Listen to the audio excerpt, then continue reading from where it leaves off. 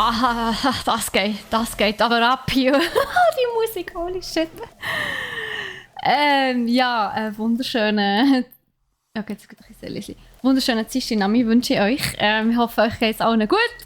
Ihr seid wunderbar in den Tag gestartet. Ich muss noch gerade schnell meine Instagram-Story posten. Und dann bin ich sofort bei euch.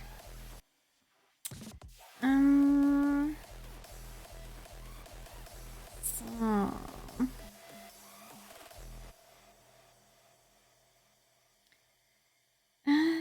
So, noch den Link einfügen.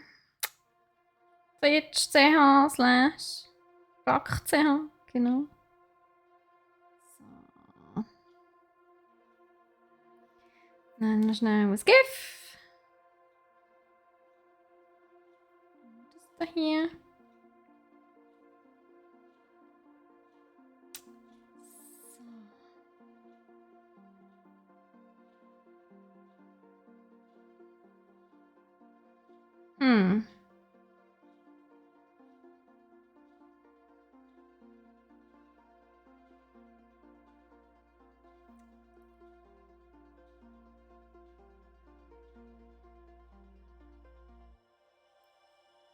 Jesus Gott. So viele Auswahlmöglichkeiten. Hey Nico, hey Domding, wie geht's euch? Habt ihr es gut? Habt ihr auch über den Mittag ein bisschen die wunderbare Sonne können geniessen? Ich hoffe es sehr für euch. Es ist einfach so herrlich. So. Gerade bei euch. Sorry, ich bin ein bisschen spät. Ich hatte noch schnell einen Call gehabt, vorher und habe mich aber noch schnell vorbereiten. Darum konnte ich das nicht machen, aber ich bin jetzt sofort bei euch.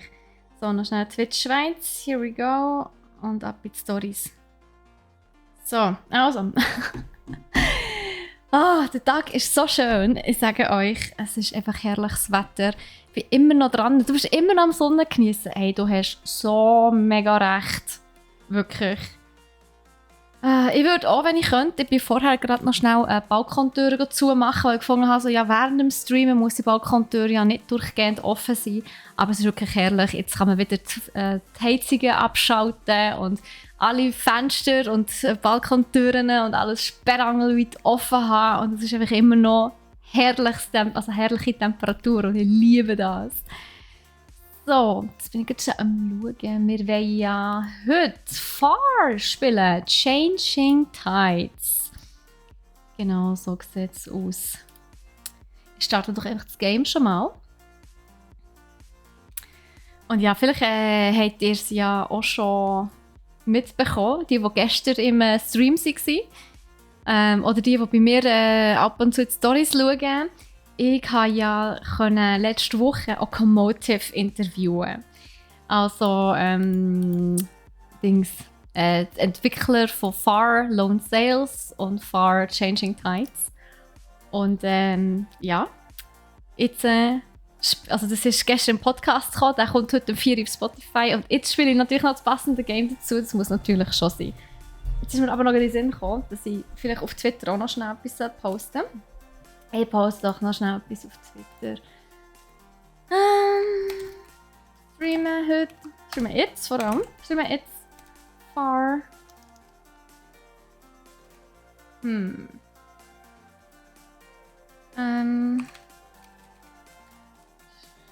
Steht Far. Kommt vorbei. So, dann noch schnell. Genau. Gibt es GIF zu Far?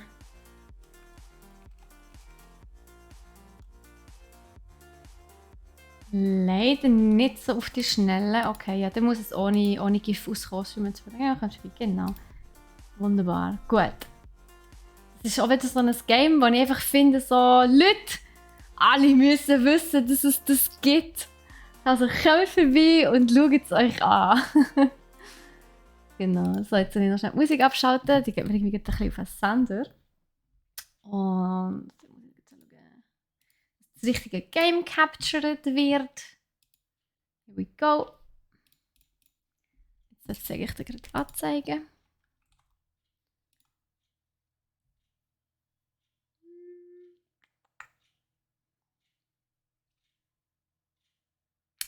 Oh, ein bisschen gross. Ah, ich glaube, das letzte Mal das Bild war vom Dings kleiner.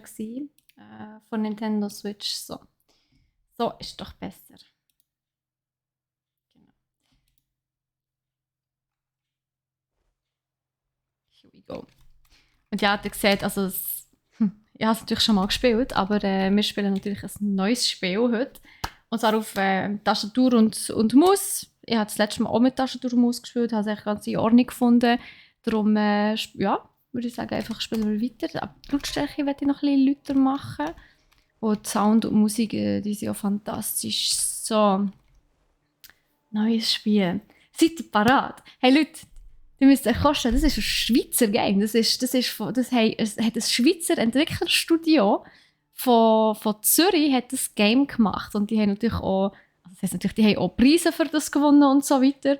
Und ich war wirklich mega hyped, als ich die gestern, beziehungsweise letzte Woche interviewen und gestern habe ich euch ein Interview zeigen und beziehungsweise zum Hören geben. Und es ist einfach so fantastisch. Ich war mega gehypt, weil es halt wirklich einfach so etwas ist, was man nicht jeden Tag hat. Die meisten Games, die wir spielen, sind nicht von Schweizer, beziehungsweise ja, man könnte eigentlich sagen, es ist vom Kollegen vom nächsten Dorf oder so, wo da dran mitbastelt hat. Und das ist schon in meinen Augen etwas sehr Spezielles. Und darum bin ich sehr gehypt, dass ich das jetzt hier mit euch noch spielen kann. Der erste Teil war ja Lone Sales gewesen, aber da der zweite Teil, also Changing Tides, erst vor kurzem ist rausgekommen. Und zwar im Februar würde ich halt wirklich gerne den zweiten Teil gerade anschauen und mit euch mit mir in das Abenteuer stürzen. So sieht es aus.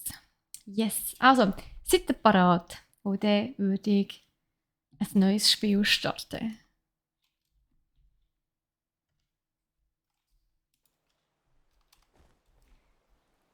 Yes. Alle Spielstände bleiben erhalten. So. Aber nein, ich möchte definitiv ein neues starten.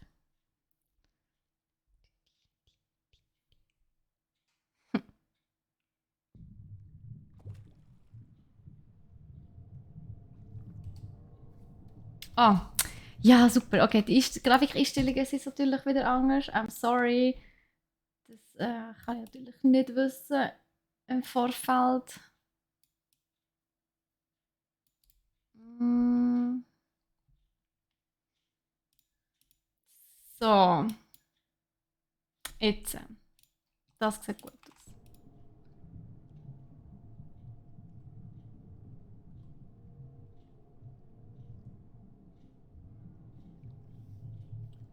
Hallo, Endless Swiss. Jetzt mache ich im Fall bei euch noch ein bisschen den Sound lauter, wo es ist halt, die Geräusche und alles sind teilweise sehr ruhig.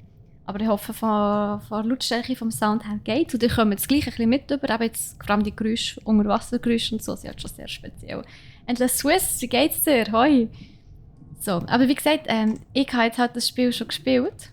Darum weiss ich halt ein bisschen, wie die Rätsel funktionieren und so und was ich muss machen muss. Aber das ist nicht weiter tragisch, weil es ist also alles auswendig weiss ich natürlich trotzdem nicht. Und cool ist es trotzdem immer wieder so ein bisschen. Und alles kann ich natürlich auch nicht wissen, da kommt gar nicht rein, okay. Ja, alles weiss ich natürlich auch nicht mehr. So. Genau, mit Leerschlag kommt man einfach, das ist aber so wie überall auch. Dir geht's auch gut, wunderbar, das freut mich endlich, Swiss. Du bist ein bisschen die Sonne am Genießen. So.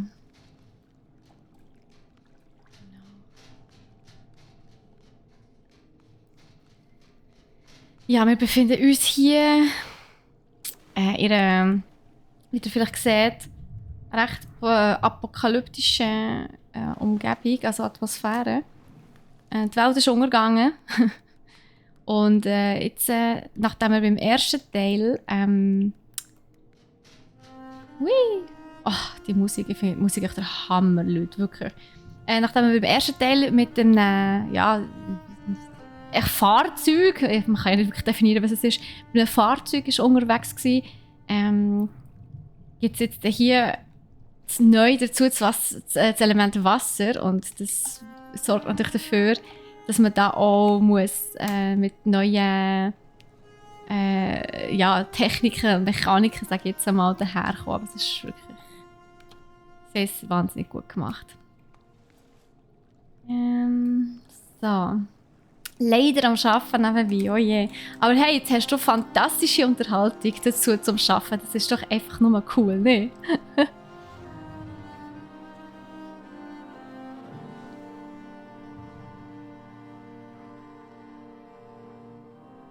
Ob die Häuser Zürich inspiriert sind? Das könnte sein. Es erinnert mich nämlich ein bisschen an das Niederdörfli irgendwie, wenn ich das so anschaue. Das kann durchaus sein. Wir haben uns ja auch tatsächlich überlegt, ob wir wollen, also wir haben ja schon ein Interview mit den Entwicklern gemacht, also mit dem Fabio Baumgartner.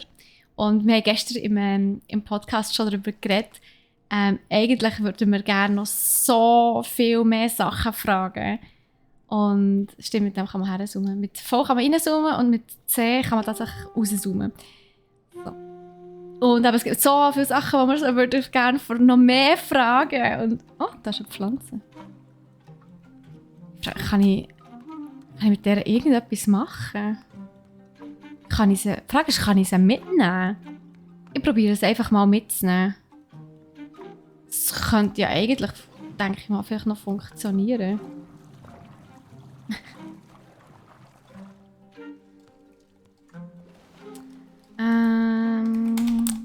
Ja gut, die ist natürlich... sie sauft das glaube ich ab, aber vielleicht kann ich sie dann auch noch einsammeln. Ehrlich gesagt überlegen, dass ich wirklich hier, ich glaube, das erste Mal auch mega gestruggelt bin.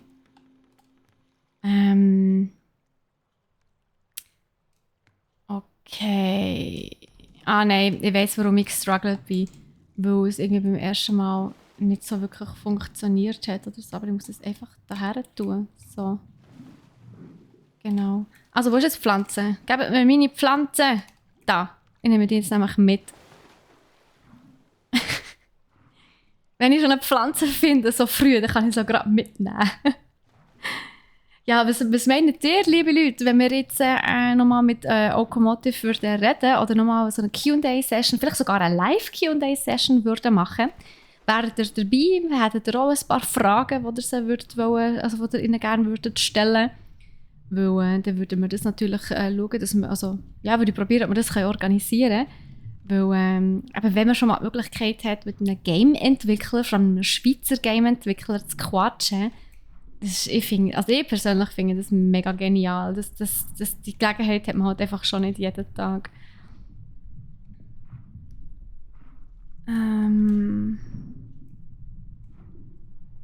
Ich glaube, ich muss näher dort runter, aber ich muss dort runter. Oben komme ich noch gar nicht durch. Hui.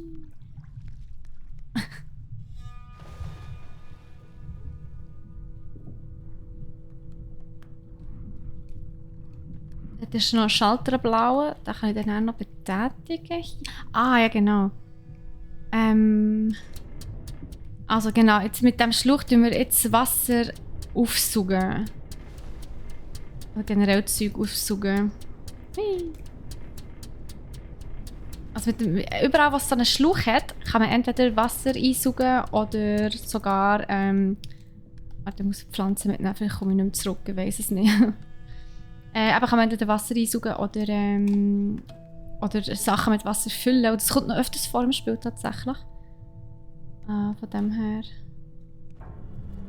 Oh.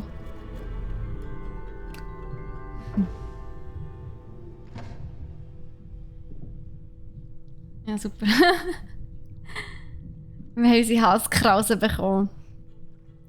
Die bringen wir nie mehr weg. Hey Barracks, wie geht's dir? Hoi hoi. Bist du die Sonne am Genießen?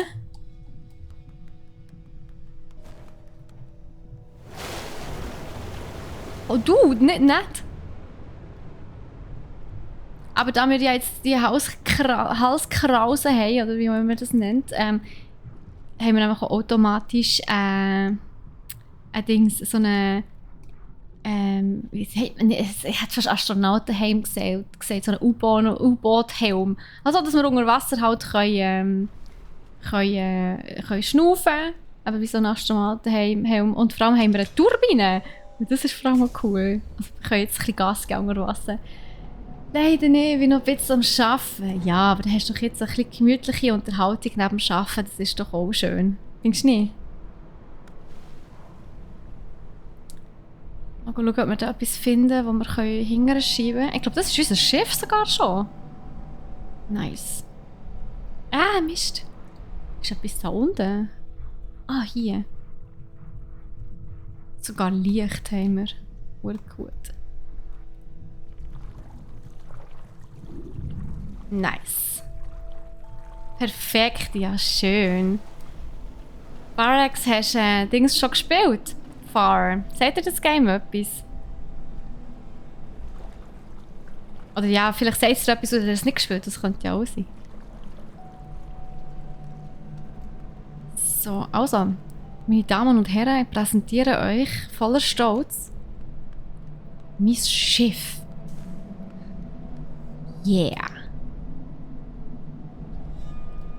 Das ist so cool. Jetzt können wir segeln. Zuerst müssen wir da... das hier noch machen, genau. Du, mit deiner Pflanze. Ja, hey, sorry, aber beim letzten Durchgang habe ich komplett vergessen. Also habe ich sie vergessen mitzunehmen. Zwar nicht die, sondern es gibt noch eine zweite Pflanze und ich habe die vergessen. Und die erste habe ich gar nicht mehr gedacht. Aber nein, wirklich, das ist fast ein mega cooles Feature mit der Pflanze. Ich hoffe, sie überlebt. Oh nein, ich sollte sie vielleicht nicht dort vorne stehen. Also ich kann schon, es passiert ja glaube ich nichts, aber ich werde sie glaube ich in Sicherheit tun. Das wäre schon noch schön, wenn sie nicht gerade hier von Anfang an verserbeln. Das wäre verdammt schade. Und ich habe gerne Pflanzen. Pflanzen sind etwas super Schönes. So, also dann machen wir unser Segel parat.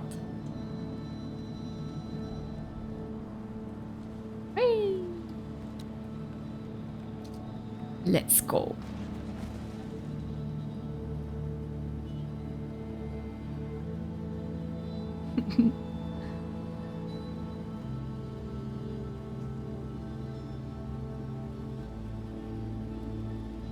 Nice. Ja, und der Trick, sage ich jetzt einmal, ist, dass man natürlich die Segel immer so hat, dass man, ja, sag jetzt mal, so schnell wie möglich für sich kommt. Ausser man will es extrem genießen, dann natürlich nicht. Für das muss die Fahne dort im blauen Bereich, dann kommen da die Seitensegel ab. Ich weiss nicht, wie die heissen. Die haben speziellen Namen. Ich kann eben nicht segeln, von dem her weiss ich es im Fall echt nicht. Aber ich kann mir vorstellen, wenn jemand segelt, ist das sicher ein bekanntes Thema. Das ist einfach etwas, was ich auch auf meiner Liste hatte von Fragen, die ich Okomotive stellen wollte. Aber wir haben dann so lange geredet. Also das Gespräch, ich sage jetzt mal das kurze Gespräch, ist 20 Minuten gegangen. Und ich hätte wirklich noch ewig weiterreden und mehr fragen, aber irgendwann muss man ja auch mal bremsen. Von dem her, ja. Aber ja, vielleicht gibt es jetzt noch mal eine Möglichkeit, das ganze Zeug zu fragen. Hallo?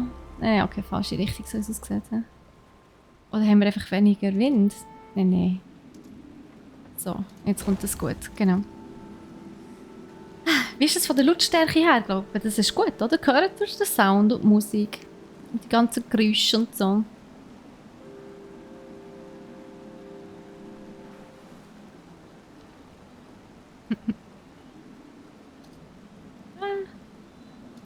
Schön schauen, dass wir da oben bleiben. Yes. Yes, sehr gut. Die ist tipptopp. Perfekt, das freut mich. Also alle, die das Gefühl haben, in diesem Spiel gibt es nichts zu tun. Man muss natürlich immer schauen, dass da alles optimal funktioniert auf diesem Schiff. Ups. Genau. Das zählt jetzt mal herauszoomen, okay. Aber ich wollte hier... Aber also, das ganze Spiel ist, ich wollte nicht sagen stressig, aber es Ein bisschen muss natürlich schauen, dass man das Schiff immer am Laufen hält. Beziehungsweise,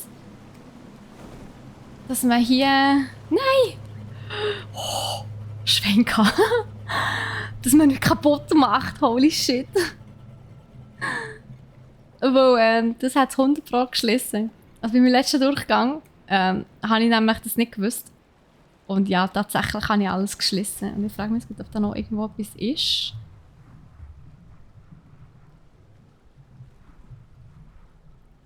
Hey, Service, bitte kein Spoiler, wo schon spannend im Fall. No joke. Aber ich finde das extrem ungeil von dir. Dass du da jetzt einfach mal alles spoilerisch. Ich spiele das Game nicht zum ersten Mal. Aber bitte einfach kein Spoiler und vor allem kein Backseat-Gaming, Mann. Das ist verdammt nervig. Und wir haben erst gerade angefangen. Service. Please.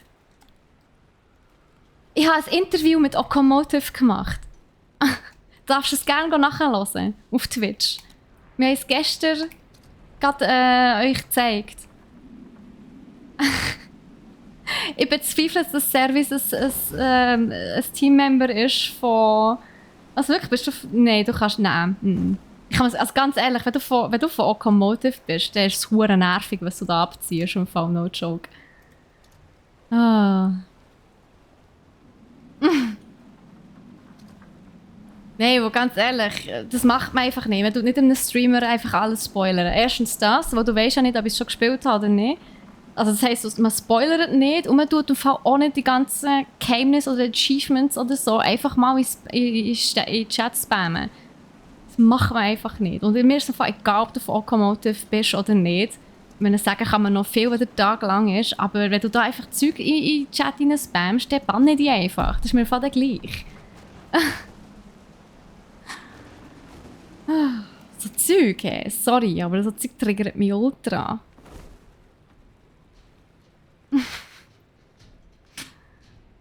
Hier gibt es keine Sonderkonditionen, hätte ich fast gesagt. Das ist mir alles egal.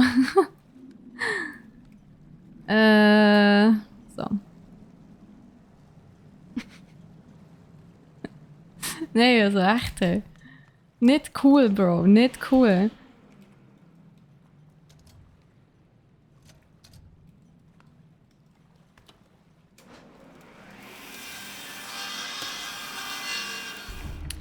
%der Spieler verheizen Pflanzen. Ja, das kann ich mir gut vorstellen. Das habe ich beim ersten Mal auch gemacht, wo ich nicht gewusst habe, was ich mit der so anfange. Aber hey, ich habe sie ja beim ersten, also ich habe jetzt die allerersten Pflanzen schon mitgenommen. Also ganz dumm bin ich im Fall nicht. Jetzt frage ich mich irgendwie, wie ich da raufkomme. Komm ich da?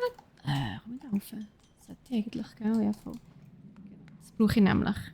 Das ist wichtig.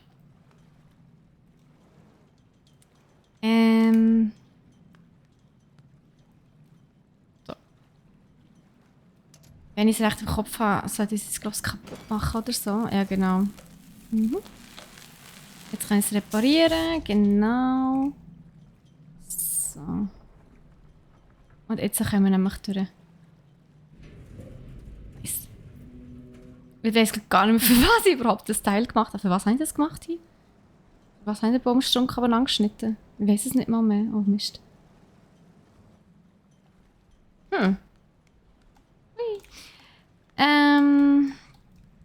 Oh, jetzt komme ich ja nicht mehr runter. Ausser... Hä? Nein. Was habe ich das jetzt gemacht? Oh nein, habe ich die Segel... Ah, verdammt, ich habe die Segel oben gelassen. Und das Schiff geht einfach weiter. Das ist natürlich auch nicht nett. He? Ja, ich gehe jetzt einfach da wieder runter. Tschüss. Aber ich kann es ja zum Glück reparieren. Wo ich jetzt etwas zum Reparieren habe. Hahaha.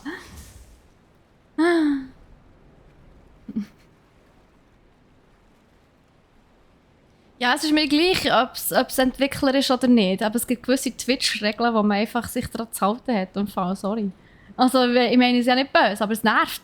Es nervt einfach, wenn man ein Spiel spielt und da kommt jemand, und es ist mir egal wer. Es ist wirklich egal wer. Da kommt einfach jemand und schwätzt einfach alles, was man selber erleben will. Ich meine, ich spiele ja das Game, das ich es erleben will. Und wenn jemand kommt und einfach alles rausplappert, ja, dann kann man das Game gar nicht mehr genießen. Und sorry, aber das ist ja nicht der Sinn, oder das ist, kann ja nicht im Sinn sein von einem Entwickler, dass man das Game nicht mehr genießt, weil er einem alles spoilert. Wisst ihr, was ich meine?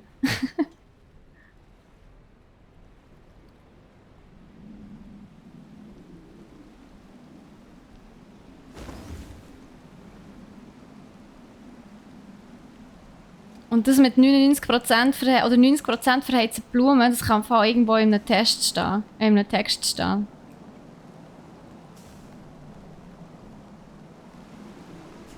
So.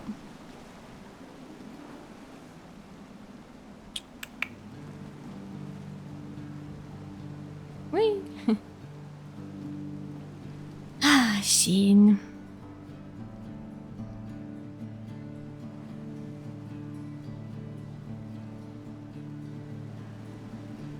Oh, wow, das war ein bisschen weiter gekommen.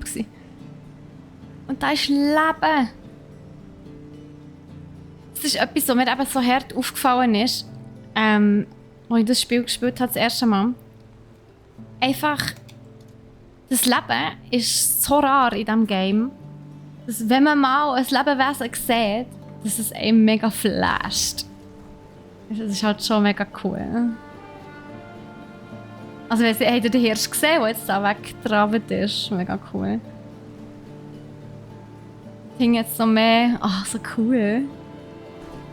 Das paar Überlebende irgendwie. Genau, das Ding. Es ist ein Side-Scroller sozusagen. Also, es geht wirklich von links nach rechts. Ja, man kann links, rechts, rauf, runter und halt, ja, so seitwärts, diagonal. Aber weder vorne noch hinten. Also man geht wirklich immer auf der gleichen Ebene von links nach rechts. Genau so. Übrigens haben sie uns, beziehungsweise es war auch eine Frage, die ich Automotive gestellt habe, wegen dem Leben, eben, warum es so wenig hat. Hey, ich banne dich jetzt im Fall, du nervst mich des Todes.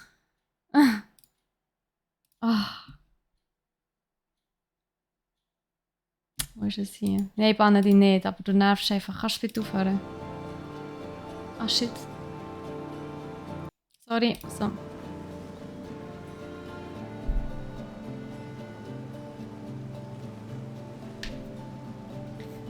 So.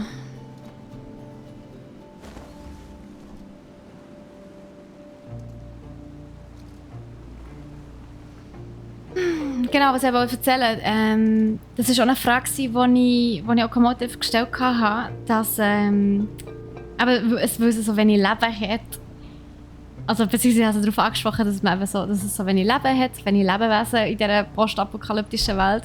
Was ja eigentlich auch Sinn macht, ein paar wenige, die überlebt haben. Aber tatsächlich hat es noch einen weiteren Grund gehabt. Und zwar, sage jetzt mal, es ist an den Ressourcen gelegen. Falls ihr die genaue Antwort möchtet haben von Fabio, dann könnt ihr mega gerne am 4 unseren Spotify-Podcast hören. Oder alternativ könnt ihr auch auf Twitch nachschauen. Wir gestern am 3 haben wir ja auf Twitch unseren Podcast gestreamt. Und am 4 kommt er dann auch auf Spotify. Und aber das Interview mit dem, das Interview mit ihm geht etwa das Interview mit ihm geht etwa 20 Minuten. Das war mega cool, es hat echt Hände gefackt.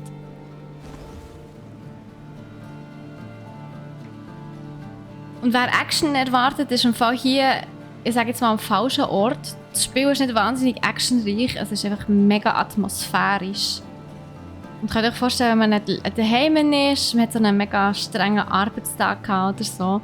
Und dann chillt man einfach daheim und spielt das Spiel und schaut einfach, dass das Schiff funktioniert. Das ist einfach so entspannend, ich sage es euch, so entspannend, das Game.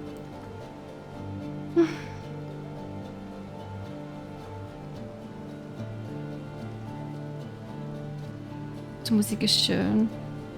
Die Geräusche sind entspannend. Es hat so etwas von einem Zen-Game irgendwie. Also so Zen, kennt ihr so Zen, wie sagt man, ist es vom Buddhismus? Ich weiß es gar nicht. Ah, das ist wirklich mega schön.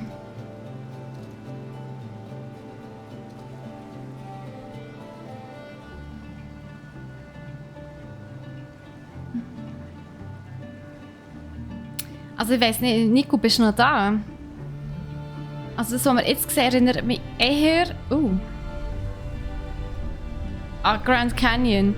Und irgendwie leben wir gerade ein Erdbeben oder so, holy shit. Also es sagt alles bebt irgendwie.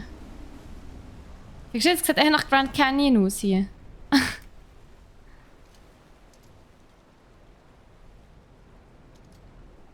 Ja, Steampunk ist es auf jeden Fall aus, aber so eine Mischung.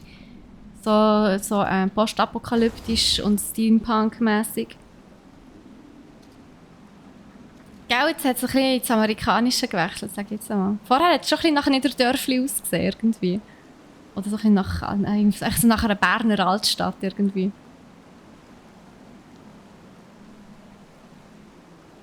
Komm ich da? Ah, fuck, okay, kommen wir nicht durch. Ja, zum Glück haben wir etwas zum Reparieren, halb so tragisch.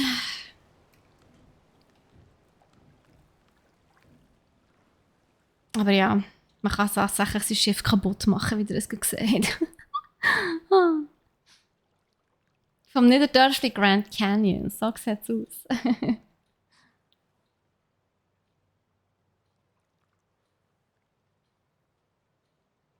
Jetzt hören wir gar nicht, es ist ganz still. Voller Erwartung, was sich jetzt passiert.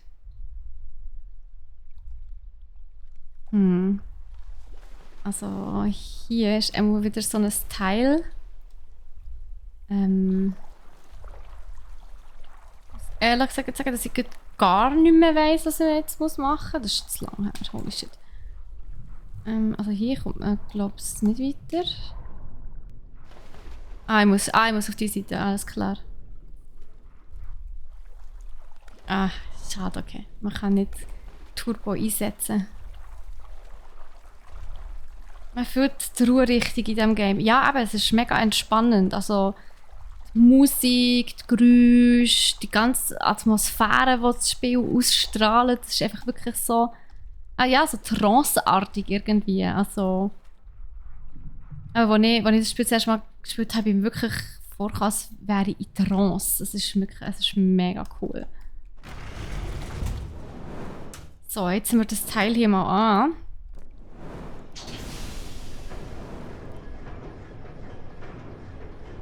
Aha. Okay, also jetzt sind wir einen Stock weiter oben. Das sieht aus wie so eine alte Schiffswert oder so.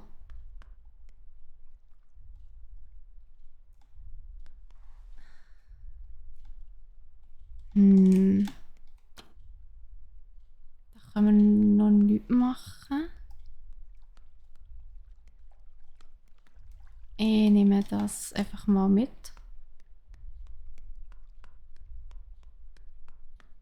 Brauche ich das hier nochmal? Ja, das sieht so aus, als würde ich es nochmal brauchen. Ich würde sagen, wir fahren mal in die Richtung. So.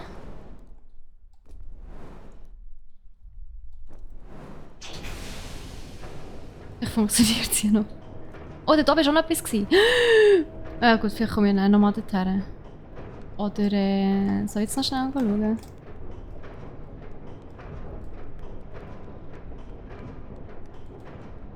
So, mal schauen, was da drin ist. Ui! Oh ja, das ist vielleicht schon noch so wichtig. Stimmt, das habe ich voll vergessen. Ha!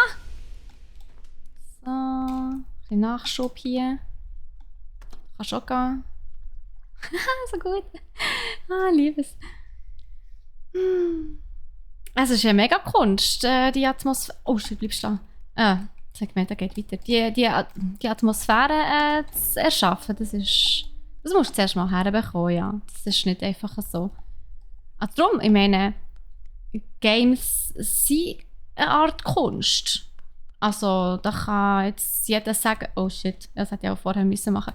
Da kann jetzt jeder sagen, was er will. Aber ein Game ist in meinen Augen eigentlich fast immer eine Art ein Kunstwerk. Da kann jetzt jeder sagen, was er will. Und darum bin ich auch der Meinung, dass dass eigentlich Gaming ein bisschen mehr Förderung verdient hat hier in der Schweiz. Aber ja, es ist halt internationaler als ein Film. Ein Film ist schon allein von der Sprache her, was geredet wird, halt schnell mal sehr national, außer es wird dann noch synchronisiert, wenn man sehr viel Geld in die Hände nimmt dafür. Aber in so einem Game zum Beispiel, aber wie jetzt Far, wo ja kein Text und nichts hat. Also, ja, das Einzige, was es an Text hat, ist das Menü und halt am Anfang ein bisschen das Tutorial, so ja, drück eine beliebige Taste oder drück Taste C zum rauszoomen oder so. Das ist aber schon alles. Sonst hat das Game ja überhaupt gar nichts an Text. Und darum ist es nicht wahnsinnig viel, also nicht sehr aufwendig, das zu übersetzen. Aber stellt euch vor, das Game hat jetzt noch mega Text oder gesprochene Sprache oder so. Das wäre hure teuer geworden. Jetzt habe ich mich ein bisschen verbunkert. Shit. Also, was können wir jetzt hier machen? Schon wieder vergessen, was wir da machen können, ehrlich gesagt. Oh, nein, du kommst mit.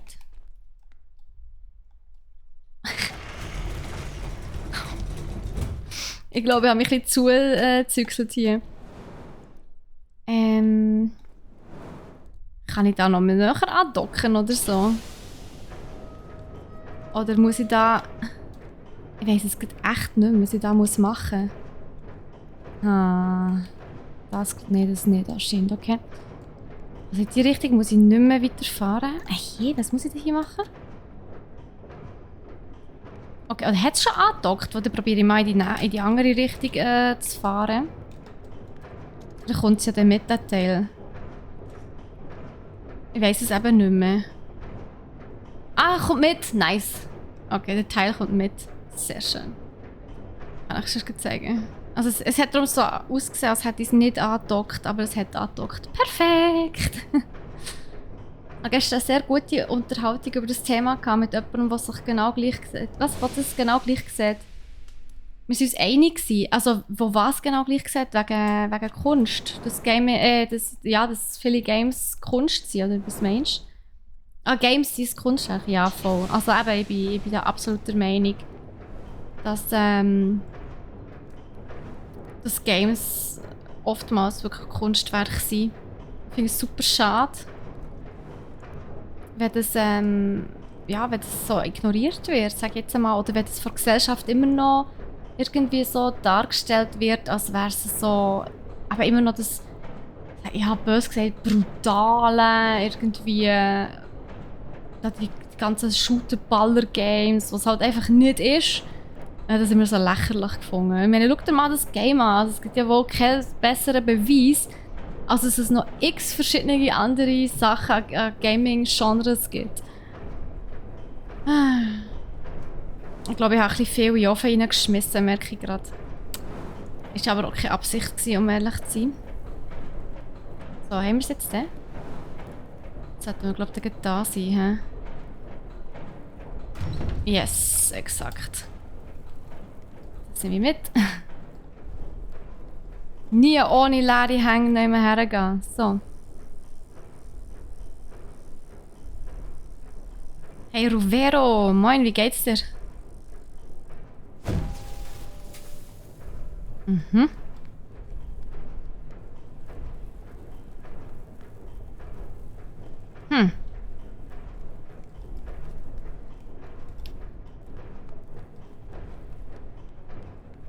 Ach, jetzt noch mehr. Haha, so gut. Aber hier kommt man auch nicht weiter. Okay.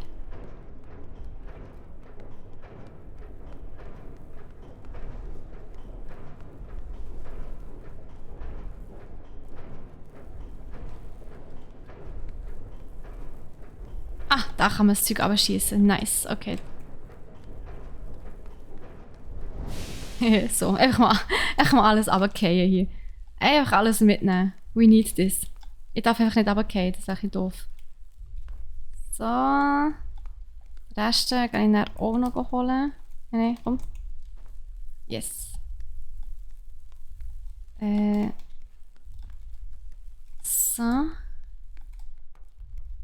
Mir geht es auch ganz gut, danke vielmals. Ich meine, ich kann hier das wunderbare Game spielen, da kann es mir ja nur gut gehen. So. Ja, mir geht es sehr gut. Hey. So. Hast du Far schon mal gespielt? Kennst du das Game? Oh, Jesus. Das Stur hat aber manchmal schon so ein bisschen, ja, so ein bisschen Elemente drin, die so ein bisschen triggern. Ich habe es noch gar nicht mit Controller gespielt, vielleicht wäre es viel einfacher, aber ich weiß nicht, ich habe mich irgendwie so daran gewarnt, das mit Dings zu spielen. Mit Tastatur zu spielen. Darum lerne ich das jetzt einfach so. So. Oh. Ja. Okay, jetzt habe ich 1000 Sachen hier unten. Holy shit. Hey. Los. Steig da drauf. So. Jesus. Ich kenne das Game nicht. Dann lernst du jetzt ein wunderbares Schweizer Indie-Game kennen. Wir haben den Ofen freigeschaltet. Nice. Das ist der Ofen von uns. Also das ist der, ich sage jetzt mal Kohleantrieb von unserem Schiff. Das ist ja wirklich ein bisschen Kohleantrieb. Wenn man sieht, wie das so grusig rausdampft. So, also gehen wir da mal das Zeug einheizen. Da.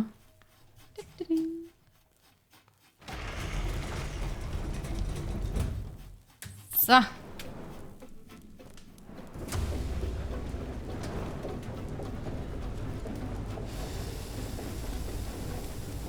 Ich glaube, wir müssen ein bisschen blau bereichen. Vor allem muss ich da noch sagen, dass wir bitte Fürsche müssen. Sehe ich gut? Vorwärts! Volle Kraft voraus! Gut, ich gehe jetzt noch den Rest einsammeln. Hier ist noch zu. Nein, warum ist die nicht zu? Verdammt.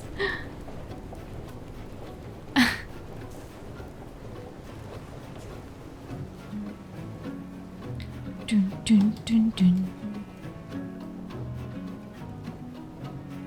So. Seht, wie das da auch grusig rausdampft, hat er fast gesagt, rausrauchnet. Hure grusig. Oh shit. Ja, den muss ich noch... Hey. So jetzt. Den muss ich wieder raufnehmen hier. Beziehungsweise... so. Mit dem muss ich das Schiff schon schnell reparieren.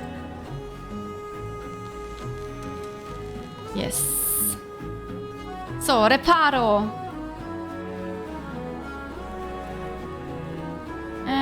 Da haben wir noch Pflanzen, die immer noch rumgammeln. Da tue ich die am liebsten her, dass ich die nicht vergesse. Ich will es eben wirklich nicht verheizen. Ich tue es einfach dahinter. Es muss länger. So.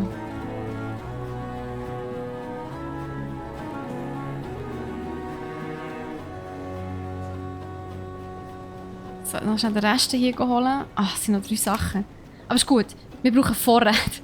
Ich glaube nicht, wie das Zeug aber schnell fertig ist. Ja, komm halt hier wieder mit, aber das ist okay. Bleib einfach dort, aber wehe. So, also, schon geheizt, gut. Also fertig geheizt. Können wir hier eigentlich das drauf tun? Wo wir, solange wir nicht noch unten durch müssen oder so, brauchen wir eigentlich den Ofen gar nicht. Das ist nur Verschwendung. Oh no! Ja! Klettern wir halt nochmal auf, das ist okay. Das war gewollt. I see what you did there. Sie haben natürlich einfach mal gefunden, so. Nö. Dann machen wir jetzt halt einfach mal kein Dings dran. Also kein Wind. Das ist okay. Einfach kein Wind. Oh, so weit wollte ich gar nicht wollen. So, rein mit dem Zeug. Und wieder anheizen. So. Hier ist immer noch zu. Vergiss es immer, dass hier wieder zu ist. Oh shit. So. Und den Rest holen. Aber es ist okay, ist okay. sie haben genau gewusst, dass da jeder reingeht. Good job, Locomotive. Sounddesign ist ESA, ja, das definitiv. Ich finde es ein bisschen frech. Jetzt wollte ich doch ein bisschen umweltfreundlich daherkommen. Und jetzt finde ich einfach, nein, du musst mehr Zeug verbrennen. Lass, verbrenn alles. So. Okay. Es geht für sie. Das ist gut. So sieht übrigens unser Schiff im Moment aus. Du siehst, es hat auch noch Ausbaupotenzial. Da hinten fehlt noch ein Stück. Hey Mike, wie geht's dir? Schön bist du da.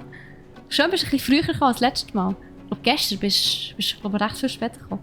Du hast das Beste verpasst einfach. Das Beste verpasst. Unglaublich. Ah. Oh, Moment. Können wir jetzt hier... Yes! Es ist echt immer spannend zu schauen, ob da unten auch noch irgendwie etwas rumschwimmt. Vor allem bei solchen Sachen. Aber es sieht tatsächlich nicht so aus. Nö. Okay, sie.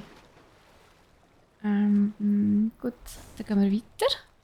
Vorher habe ich noch etwas gesehen, aber das können wir erst machen, wenn wir da dran vorbei sind. So. Alles nur Biomasse? Ja, gut, okay. Auch wieder wahr. So. Es gibt Leute, die arbeiten im Fall. Hey, das ist auch Arbeiten für mich. Ja, ich weiss, denke schon. Da, der Sonar! Nice.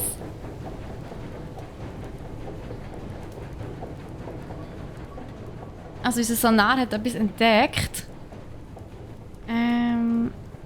Aber ja, ich muss oben durch. So.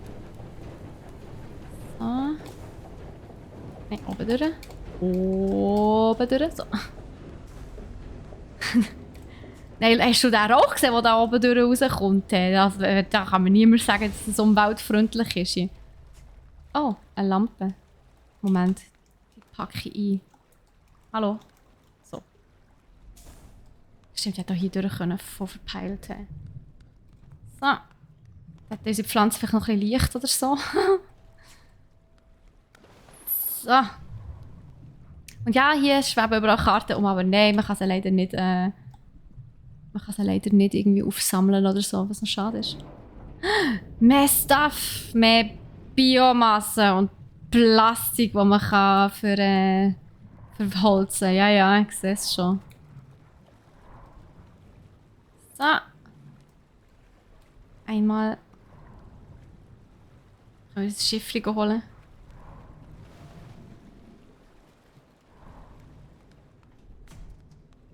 Ja, es ist wichtig, dass man das Zeug mitnimmt. Trust me. Ich bin schon mal einmal ohne Zeugs da gehockt. Das ist nicht cool.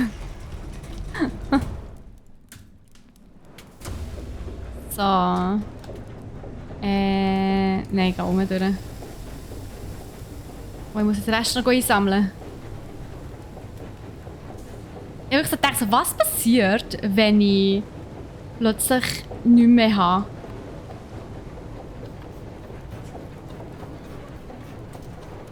Es sollte jetzt echt vor dran rumsiffen, oder? Oder habe ich es jetzt irgendwie vergeben? Ist das jetzt weg? Ja, ist auch weg. Upsi. Ach. Ah, dort hinten war es. Ich habe es gesehen. No! Komm zurück!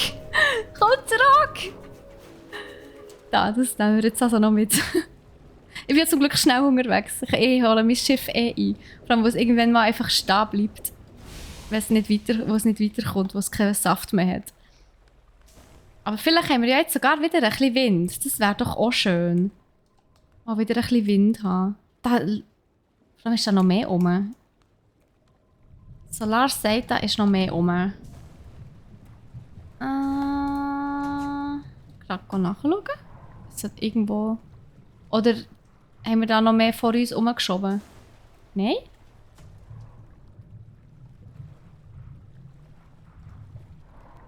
Hm. Hey, wo ist das? Es sollte eigentlich leicht vor uns sein. Irritated.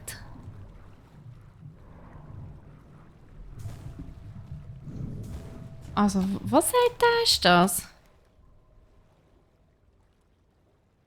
Es ist ganz nah bei unserem Schiff. Also eigentlich praktisch drunter. Habe ich es überfahren? Ups. Hä? Da ist es! Oh mein Gott, es ist wirklich hängen geblieben. Ja, super. Das hätte ich jetzt also echt übersehen. Gut. Die Frage ist, hat es wieder Wind? Ich komme immer noch nicht durch, Mann. Warum probiere ich es jedes Mal? Hat es wieder Wind? Wenn ja, probiere ich natürlich da mit grüner Windenergie vorwärts zu kommen. Wenn ihr wisst, was ich meine. Ja gut, ich meine, who cares? Das ist Postapokalypse. Ich glaube, da interessiert es niemanden, wenn man nicht so ganz umweltfreundlich bist. Die Welt ist schon untergegangen, also who cares? Aber es sieht tatsächlich aus, als hätten wir gegen noch keinen Wind. Ja, schade. It is how it is. So. Also tun wir die wieder zusammen. So. I tried. Leute, ich habe probiert grün zu sein, aber das Spiel lässt es nicht zu. So.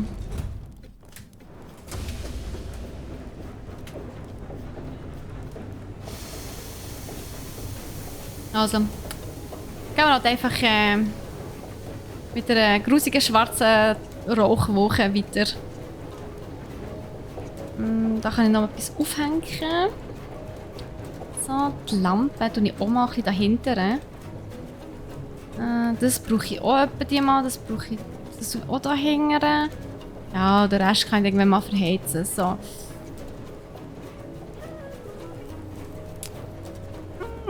Fast Seite so. Hey!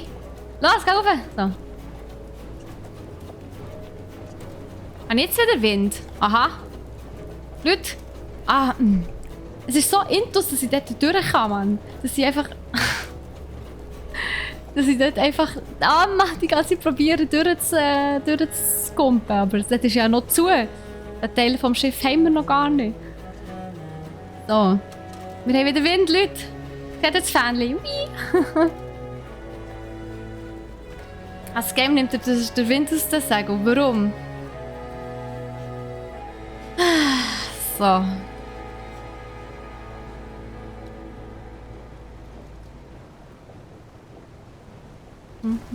Ernsthaft jetzt? Ist das so nah? Ja, super, ich habe mein Segel geschlossen. Er muss ein bisschen. Ja, okay, ist gut. Wir gehen auch noch mal am Dings vorbei. An der Felswand. Hast du ja mitbekommen. Okay, wo ist das Reparaturteil? Hier ist das Reparaturteil. Uiuiui.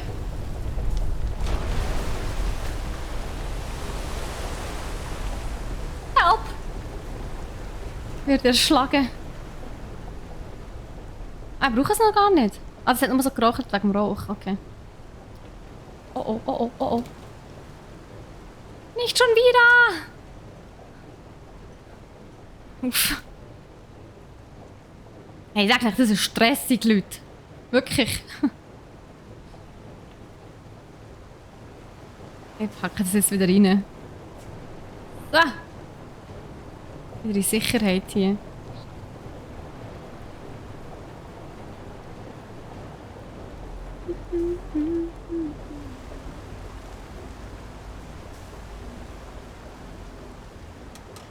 Oh no.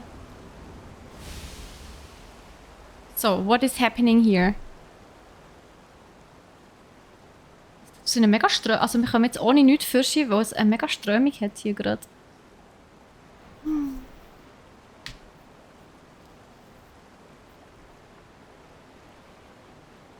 Okay, Musik kommt. Hört ihr es? Ganz leise.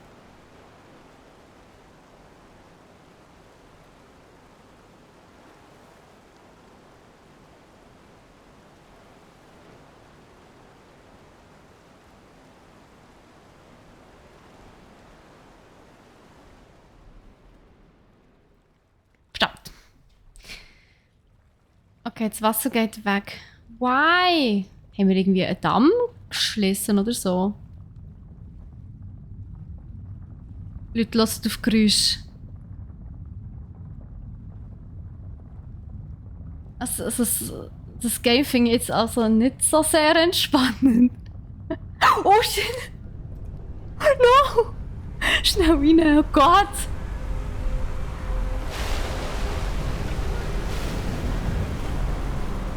Ah, meine Puppe geht schon ein bisschen. Ich finde das so krass. Also, du hörst einfach, irgendetwas passiert, aber du hast keine Ahnung was. Oh. Oh no, was ist jetzt passiert? You died! Nein, man kann glaube tatsächlich gar nicht sterben in diesem Spiel. Ja, also es ist schon kein Film. Natürlich ist es kein Film, Mike. Sonst wäre es ja langweilig. Aber also natürlich musst du etwas auch machen, ein bisschen. Aber ich finde es halt insofern entspannend, dass es halt von der Atmosphäre her irgendwie nicht mega gut ist. Ist mein Schiff broken? Oh. Ernsthaft? Ist das N2 geht oder wie? Ist noch etwas zu sagen? Das war das Klo, das ich mich erschrocken habe.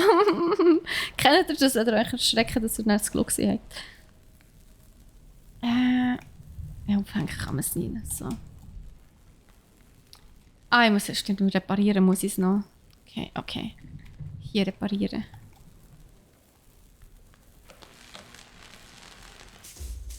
So, zum Glück gibt es die Dinger immer mal wieder.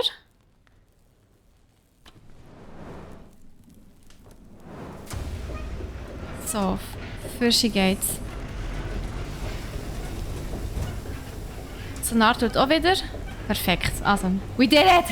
Wir haben überlebt, Leute. Aber irgendwie, fällt uns jetzt ein Teil. Shit. Tschüss, Bottom. Ciao. Hey Massimo, wie geht's dir? Kannst du Hallo sagen? Bist du noch am Arbeiten? Ja, auf jeden Fall noch viel Erfolg weiterhin beim Arbeiten.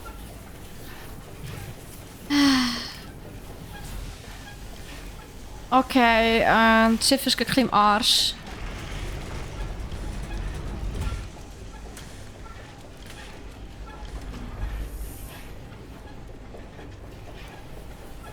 Wir haben unser, also die Flutwelle hat unser Schiff geschlossen, Leute.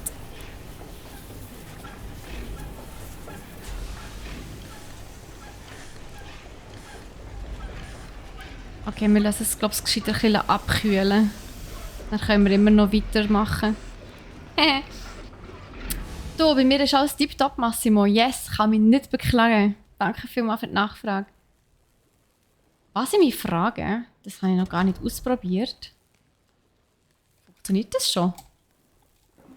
Ah ja, voll! Nice. Okay, mit dem kann man nämlich den Motor kühlen. Perfekt. Ja, ich nicht gewusst, dass es schon funktioniert. Umso besser. Oh, ich muss es noch reparieren. Reparo-Dingens, komm. Ja, so. Oh, jetzt habe ich nur noch eins. Ah, nein, gar nicht mehr sogar. Oh, jetzt habe ich nicht mehr zum Reparieren. Es ist einfach nicht mehr kaputt gehen. Jetzt geht etwas kaputt. Bin ich am Arsch? So, gerade einmal Zeugs aufhängen wieder. Für Nachschub. So. Die Pflanze hat eine Lampe nebendran. Das ist auch gut. So, perfekt. Okay, die Fahrt kann weitergehen. Eine Seefahrt, die ist lustig. Eine Seefahrt, die ist schön. Ah, herrlich.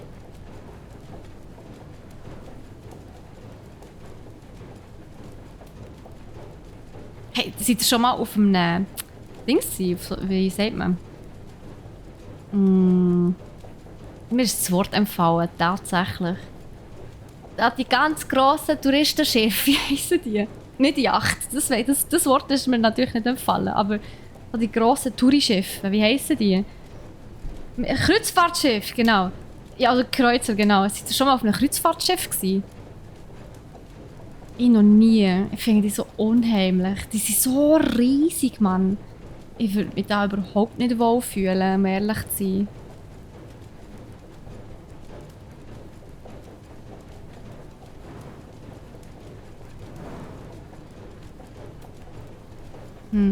Was du aber schon mal gemacht hast, eine Kajaktour auf dem Meer. Ah, bei Dubrovnik. Dort ist ja Game of Thrones gedreht worden, unter anderem.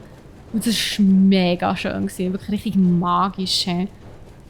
Ja, natürlich die Story auch gerade müssen Fabio von Okomotive erzählen, wo es gibt so eine Szene in diesem Game, wo mich wirklich so voll zurückversetzt hat, als ich in diesem Kajak bin gehockt, auf dem Meer und auf Dubrovnik geschaut habe und einfach den Sonnenuntergang.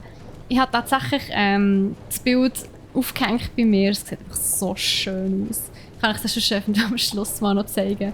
Wenn wir die Stelle gesehen haben, dann wisst ihr, was ich meine. Und es ist wirklich, das Feeling einfach. Ich bin ja jemand, ich weiß nicht, wie es euch geht, aber ich bin jemand, ich empfinde so Games mega stark. Also ich lebe wirklich, ich lebe die Games, wenn ich die spiele. Das nimmt mich emotional aber total mit. Also auch gerade zum Beispiel, wenn man jetzt beispielsweise irgendwie an Dings denkt, Life is Strange oder so. Also es nimmt mich emotional dermaßen mit. Also ich habe wirklich auch das Gefühl, ich stecke in diesen Games drinnen. Und es kann wahnsinnig intensiv sein. Und bei diesem Game habe ich das irgendwie auch bald. So, ich gehe nachher auffüllen. So. Du hast mehr Angst vor einem Kreuzfahrtschiff, weil du zum Teil auch nur auf See fährst, als vor einem Kajak im Meer, wo alles passieren kann. Ja. Effektiv ja. Nein, ich habe nicht Angst vor einem Kreuzfahrtschiff an sich oder mit einer Fahrt auf einem Kreuzfahrtschiff. Sie sind mir einfach unheimlich, weil es ist viel zu gross in meiner Meinung nach. Und du bist zwar auf dem Meer und meiner Meinung nach strahlt das Meer irgendwie Freiheit aus. Meer ist etwas, was ich mit Freiheit und Unendlichkeit und Ruhe verbinde. Und wenn du auf so einem Kreuzfahrtschiff bist, hast du das nicht. Und du hockst einfach in einer mega grossen so Keksdose, hätte ich fast gesagt. Also es ist ja keine kleine Sardinenbüchse, wo ein Kreuzfahrtschiff ist ja gigantisch gross. Und darum ist irgendwie, ich finde, es passt einfach nicht. Also wenn du schon irgendwie etwas auf dem Meer machen willst, wenn du schon das Meer geniessen willst, dann mach es bitte anders, aber nicht auf einem Kreuzfahrtschiff. Also ich will niemals mit mir auf einem Kreuzfahrtschiff. Vor allem finde ich es viel zu teuer für das, was es ist, irgendwie. Und es hat nichts damit zu tun, dass es kann sein, dass es vielleicht mal gefährlich ist oder so. Sondern es hat einfach damit zu tun, dass ich das irgendwie... ja... einfach... ich finde es unnatürlich. Also wirklich total unnatürlich. So, da kommt Zeug auf uns zu. Und zwar einer ist unterhalb von uns und einer ist oberhalb von uns. Er muss das Mühe. Ah, okay. Wir sind da in diesem Dorf in IC. Okay. Also gehen wir mal runter schauen, was da ist. I want to break free. Hier ist nix. Okay. Oh, schwarz. Okay. In diesem Fall gehen wir oben durch. Ja.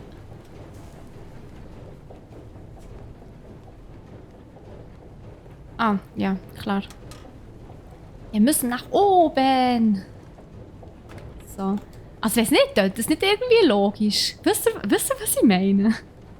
Oder bin ich da irgendwie allein mit dieser Denkart?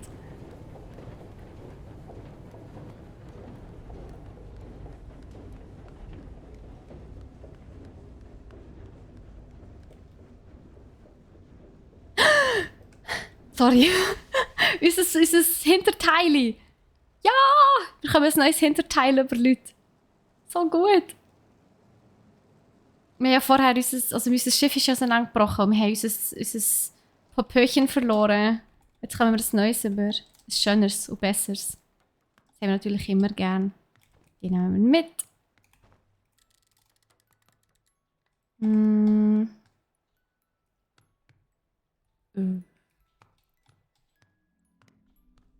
wir da noch etwas?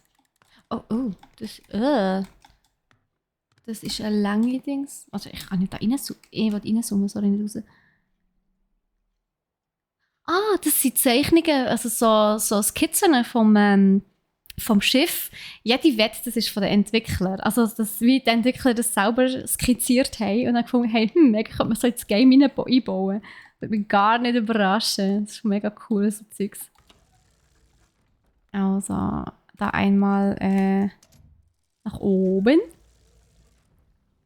Auch nicht ganz so weit rauf, I guess.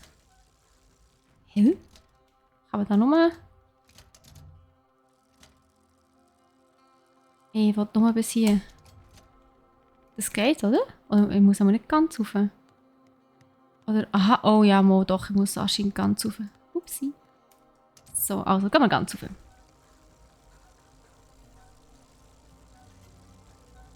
Nice.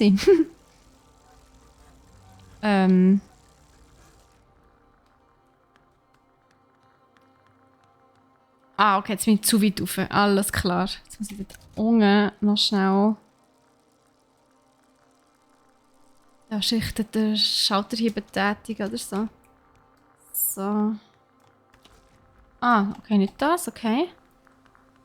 Aber hier ist hier innen etwas. Ah, hier. Okay, sie. Einfach ein Hurenmauer, hä? Wieso kommt man hier irgendwie Helms Klammis in oder so? Weißt du, was ich meine? Also, jetzt können wir ganz rauf. So, Easter Eggs.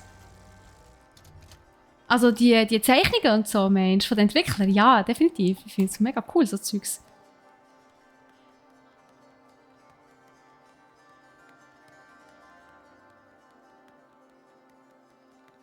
Okay.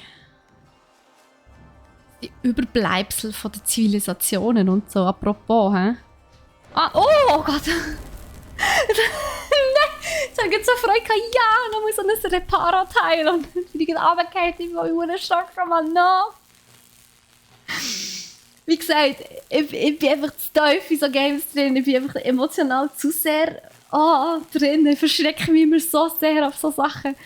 Wo ich nicht, ich meine, ich habe das Game schon gespielt, aber ich habe nicht, und es ist so obvious, aber ich habe so nicht damit gerechnet. Oh, Jesus. Okay. Okay, doch die Richtung. Okay. Oh Gott. Kann ich auch die andere Richtung? Moment. Nein, es sieht aus, als wäre es ein Lift, der nur gegen runter würde gehen. Ja, der ist fertig. Okay, gut. Gehen wir runter. Aber ich meine, versuchen kann man es. Wenigstens ist jetzt mein Glucksi weg. Als Wunder, dass es nicht wieder gekommen ist.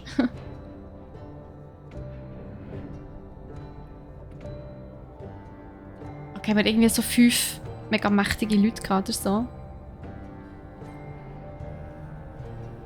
Die Ältesten oder so, keine Ahnung. Irgendwie ein Rat oder so, keine Ahnung. Oder Priester, irgendetwas, keine Ahnung, was das war. Oder irgendwie so Leute, die Prophezeiungen gemacht haben. Das könnte auch noch sein. Dann haben sie angefangen, irgendetwas auf dem Meer zu bauen. Mit riesengroßen Kränen und so. Alles klar. Interesting.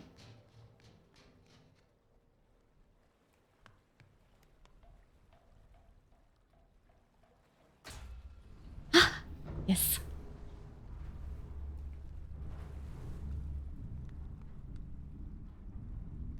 Und jetzt? Ich kann ihn nachher... Ah, nein, ich kann da nicht her. Passiert jetzt irgendetwas? Ich hoffe es.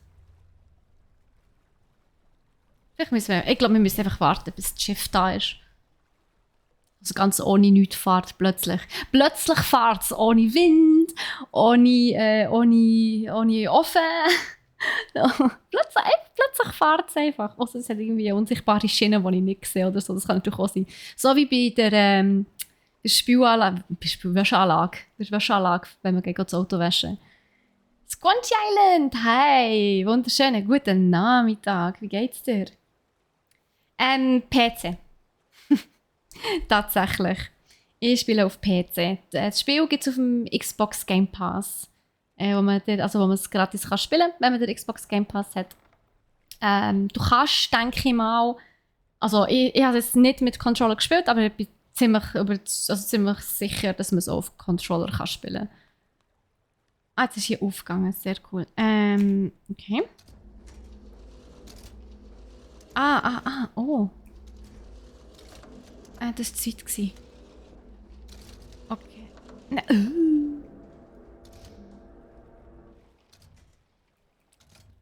Komm.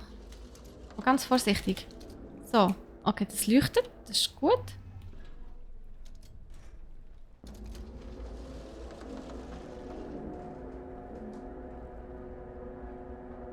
Aber es leuchten nicht beide. Oh, shit, falsch richtig.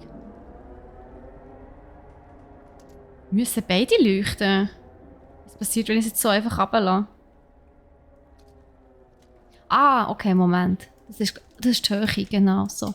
Jetzt kann ich es... Los. Undock. Yes, es dockt an. Wir haben wieder das Hinterteil, Leute. So gut.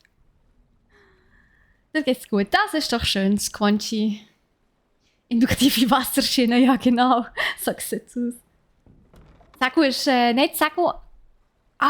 Du meinst Mast. Den Segel selber habe ich gar nicht aufgetan, aber der Mast, ja, der ist effektiv... der ist von alleine runter, ja, der Mast. Oh, Wunder. Cool. Jetzt haben wir hier so ein Teil. Ein Papa. Oh ja. Okay, das muss ich gerade als nächstes machen. Dort schwimmt vor allem noch irgendetwas unter uns. Okay, ich gehe schnell runter. Ich weiss, was es ist, aber wenn ich Pflanzen will ich jetzt. Das habe ich nämlich beim letzten Durchgang komplett verpasst. Das ist so sad. Komm jetzt da drauf. So, genau. Kann ich es ja drauf tun? Ja! Hehehe. Oh, sie blüht. Jetzt schon. Das ist schön. Und eine Lampe haben wir auch noch. Die hänge ich jetzt nämlich dort auf. So, für irgendwie düstere Zeiten oder so. So toll. I like this. Genau, das Sonar sagt, unter uns ist etwas und oberhalb von uns ist noch etwas. Habe ich etwas vergessen? Mist. Man sieht aus, als ob ich etwas vergessen habe. Ich kann schnell schauen, ob ich es verwünscht habe. Nein. Da ist es. Nice. Okay, wenn das nicht... Ein Dung ist noch mehr. Also wenn ich das aufnehme, könnte es sein, dass ich dann noch mehr finde. Das ist gut. Also ziehen wir das Zeug hier mal auf. Das ist PS und Switch. Squanchy, so wie ich weiss, gibt es das im Fall auf der Switch auch. Wenn ich es recht im Kopf habe. Musst du mal schauen. Aber ich bin mir ziemlich sicher, dass wir das auf der Switch haben. So. Tüdelü. Bist gerade am Abladen. So schön. Das freut mich. So, da haben wir es weggenommen. Okay, was ist da? Da können wir etwas machen. Was passiert da? Das Tor geht auf. Okay. Hey, warum ist der Schalter dort unten? Fies von den Entwicklern. Fies! Hast du den ersten Teil schon gespielt, Squanchy? Das hier ist ja der zweite Teil. Also meiner Meinung nach musst du nicht unbedingt den ersten Teil gespielt haben, damit du weißt, wie es funktioniert. Es hat sicher seine Vorteile, aber ich finde, den ersten Teil muss man nicht unbedingt gespielt haben, ehrlich gesagt. Aber falls es interessiert, es gibt einen ersten Teil. Es gibt den ersten Teil. Das hier ist der zweite Teil. Der erste Teil ist sogar noch ein Mühe kürzer. Der heisst Far Lone Sales. Also alleinige Segel oder so. Oder man kann auch sagen, ein Figürchen namens Sloan ist am Segeln. Ohne da zu spoilern. Irgendetwas habe ich vergessen, so wie es aussieht. Aber ich glaube, ich kann nicht mehr retour. Von dem her... Ja... Lass ich das, glaube ich, einfach sein. Ja, ignorieren wir es. Wir haben ja da unsere... Also wir haben ja da schon recht viel Zeugs, wie sagt man? Recht viel Müll, den wir verbrennen können. Von dem her lenkt das. Hast du bis jetzt nicht gekannt? Hey, da wird Zeit, das ist ein Schweizer Game, Squanchy. Ein Schweizer Game. Es ist so cool. Und ich meine, ich weiß nicht, ob du es mitbekommen hast. Es ist ein Schweizer Game, es ist in Zürich entstanden. Ich habe ein Interview mit den Entwicklern gemacht, also der Fabio Baumgartner, der arbeitet beim Entwicklerteam bei Okomotive. Und ich konnte ein Interview mit ihm machen. Und wir haben das gestern tatsächlich im Podcast laufen. Beziehungsweise seit dem 6. ist ja die neue Episode auf unserem Podcast online. Seit dem 6. Seit 16.00 ist die neue Episode online. Dann kannst du das Interview nachschauen, wenn es dich interessiert. Okay, es ist sehr stürmisch. Oli!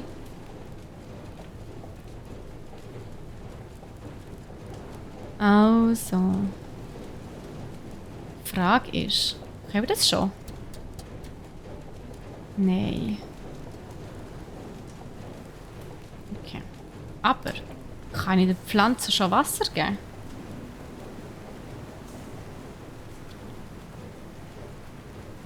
Und die braucht ja regelmäßig Wasser. Nice. So. Oh boy. Starker Wellengang.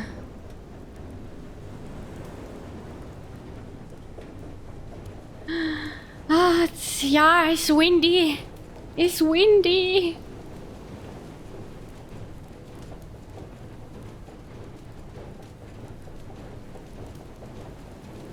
Es ist sicher nicht schlecht, wenn wir nicht allzu schnell unterwegs sind. Und ich habe ein bisschen Angst um unser Segel, ehrlich gesagt, wenn es so wellig ist. Andererseits sieht es eigentlich noch ganz solid aus. Es könnte eigentlich sein, dass man tatsächlich kann mit dem Wind segeln. Ich probiere es jetzt mal. So. Ja, let's try this. No risk, no fun! Woohoo! So. Ich bin ein Pirat, ich alles. Let's go. Oh. Schütteln die Uhr durch. Grafisch spricht mir das Spiel besser als der erste Teil. Und wenn es nicht wichtig ist, den ersten zu spielen, dann ist es easy. Nein, also von der Story her ist es sicher cool, was gewisse Elemente hat und so, die du natürlich wieder erkennst, aber meiner Meinung nach ist es nicht super wichtig, wenn du das den ersten Teil spielst. Vielleicht hast du ja dann nach dem zweiten Teil Lust, Vielleicht hast du nach dem zweiten Teil Lust, den ersten Teil zu spielen. Das kann natürlich sein und dann ja, go for it. Aber ich finde das fantastisch hier. Und dabei finde ich es irgendwie meiner Meinung nach, aber dass es eben ein Schweizer Game ist, dass es bei uns, also wirklich, also nicht lokale wohnen ja in Bern, aber halt, dass es von Schweizer in unserem Land entwickelt worden ist, von, ja, sozusagen, es könnte der Typ vom nächsten Dorf sein, bös gesagt. Das finde ich mega cool irgendwie. Das macht für mich das Spiel noch gerade mal um einiges spezieller und spielenswürdiger irgendwie, auch wenn es vielleicht ein bisschen blöd tönt. Aber so Zeug feiere ich halt enorm. Ich finde, das kann man auch gut unterstützen. Und ja, unter Wasser sieht es ein bisschen ruhiger aus. Die Frage ist halt, tut der Solar? Der Solar tut, aber wir haben eh nichts bei uns. Da komme ich ja gar nicht rauf. Der Solar hat noch nichts entdeckt. So. Weiter geht's. Ein bisschen rauszoomen für euch. Nice. Very cool. Auf jeden Fall mega, ja.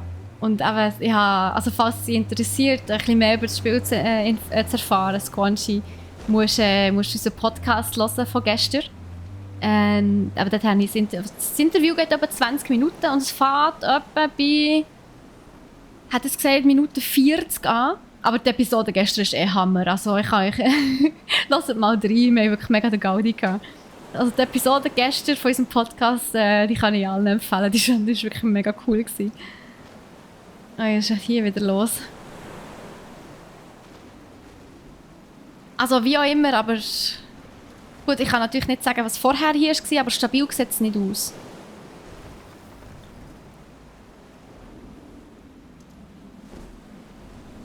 Du kommst hier nicht vorbei, oder eben vielleicht doch. Aber Moment, meistens hat es bei so Sachen... Oh shit, hat es mir das Dings... Nein! Misako! Geht's noch?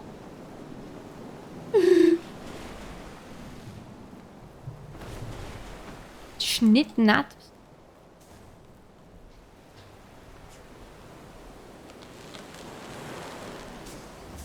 So, wieder geflickt. Zum Glück geht es so einfach. Ich muss auch aufpassen, dass ich die Dinger hier nicht verschwende, weil die sind eher rar. Oh.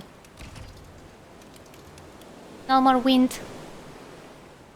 No more wind. Also, weg mit dir. So, gehen wir wieder rein. Der Wellengang ist eh gerade ein bisschen böse. Irgendwie.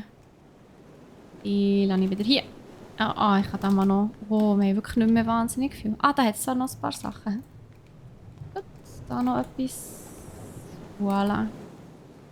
Da ist etwas. Da ist tatsächlich etwas. Gehen wir das doch schnell holen? Vielleicht hat es sogar etwas mit dem zu tun. Who knows? Hui.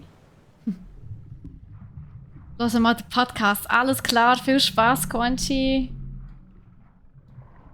Also, wo war echt das jetzt? Ich nehme den mal mit hier.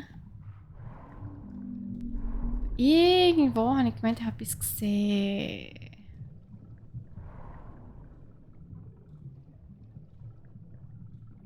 Da ist etwas.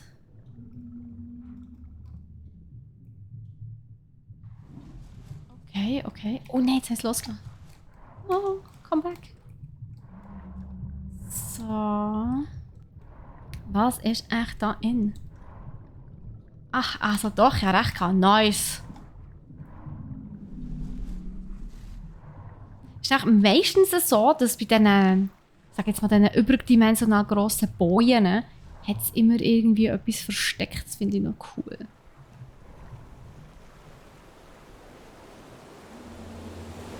So.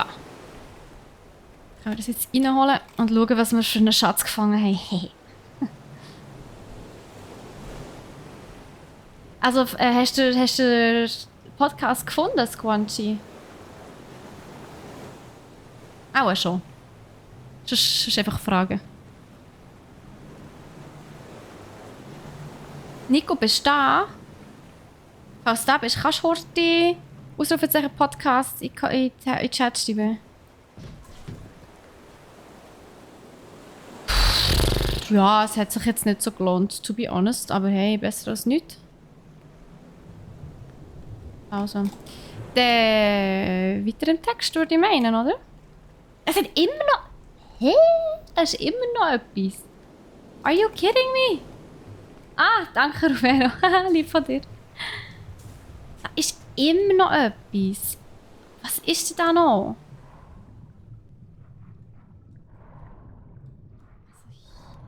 Es muss irgendwo...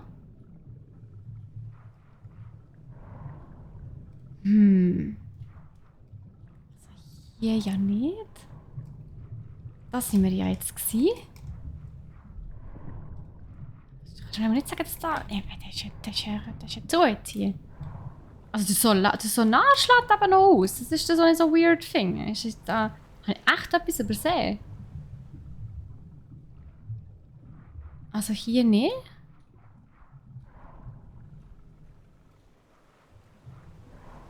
Jetzt sind wir da verdammt weit weg vom Schiff. Hier kann ja nicht mehr sein. Nein. Ich sehe nicht mehr.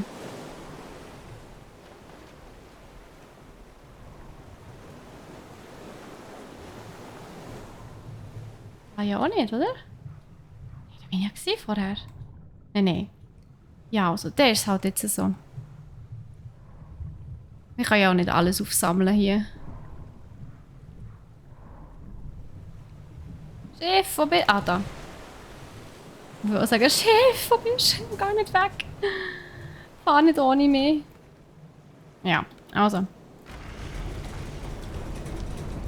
Ganz gespässig. Hey, jetzt ist es aber... Mos ist wieder da. Es ist immer noch da. Ich habe es nicht gefunden, Leute. Ignoriere es jetzt einfach. Wir gehen jetzt einfach weiter.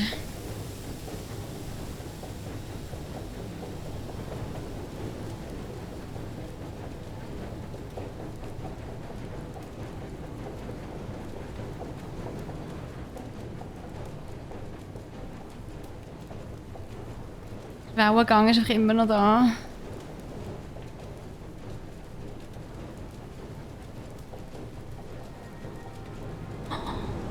Oh, die Musik, Leute. Nein, ernsthaft. So toll. Oh, shit.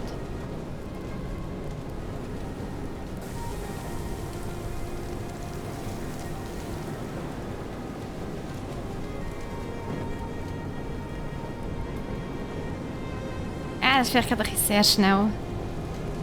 So. Wenn wir fahren geradewegs in einen Sturm rein, da will ich ehrlich gesagt nicht voller Karacho dort rein.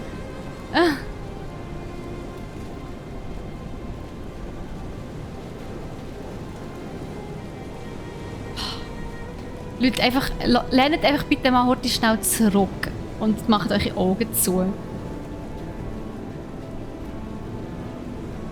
Oh.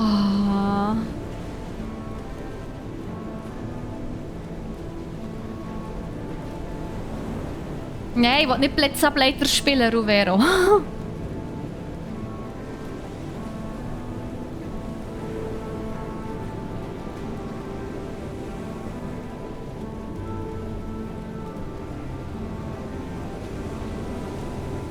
Oh, ich liebe das einfach so schön.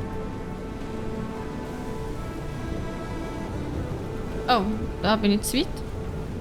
Was zur Pflanze eigentlich? Oh mein Gott! Oh. Nein, was machst du? Ich habe losgelassen, verdammt. Holy! Es geht Tour ab.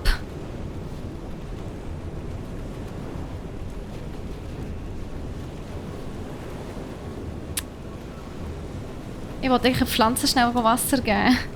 Bitte, lass mich schnell Pflanzen Wasser geben. Oh. Ich habe keine Ahnung, wie oft man die muss wässern, aber ja. Ich stirbt sie ja Überwässerung, aber ich meine, I tried.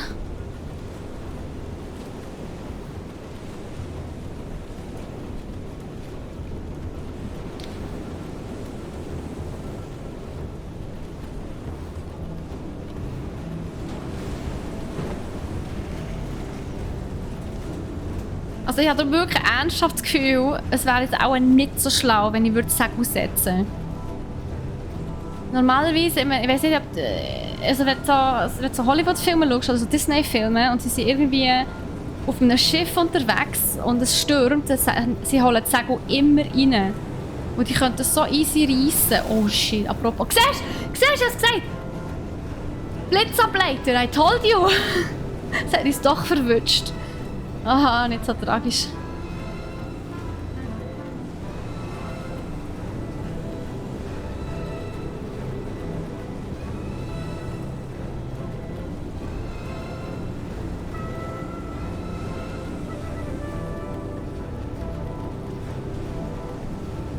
Oh Gott, man hört richtig, wie das Schiff scheppert. Oh Gott. Jetzt geht das so auseinander.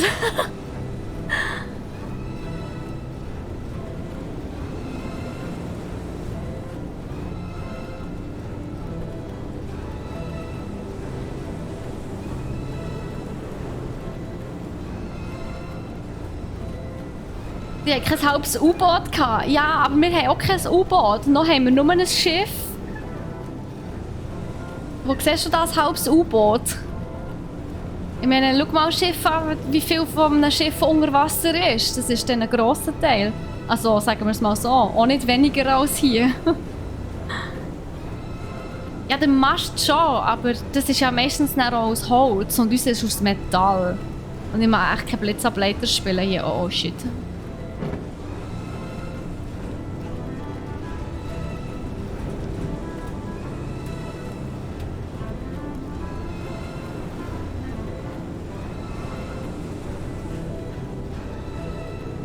Nein, wir machen das schon gut. Ich glaube an uns, wir schaffen das. Ja gut. Das kommt gut so. Wenn wir ganz vorsichtig so weiterfahren, dann kommt das super. I believe in us. Das können wir noch mitnehmen hier. Oh Gott. Help! Ich bin ja sehr schlecht. Also mit dem ja sehr Sturm haben.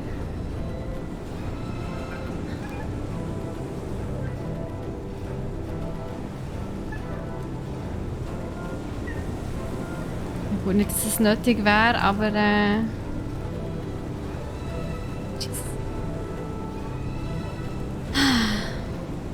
also das Spiel fordert ein bisschen Geduld. Das muss man an dieser Stelle schon sagen. Gerade so bei Passagen wie jetzt, wo man sagen so, okay, ganz vorsichtig durch den Sturm durchfahren. Bloß nicht schnell. Ich will nicht, dass mein Schiff kaputt geht. Puh.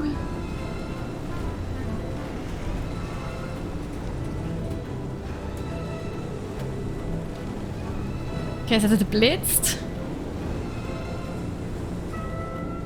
Also ich gehe das Teil sicher noch nicht reparieren. Ich repariere das erst, wenn wir durch den Sturm durch sind, wo sonst schlägt wieder instant der Blitz ein.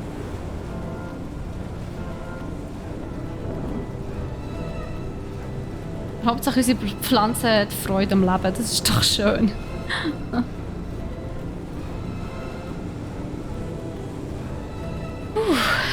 Aufregend.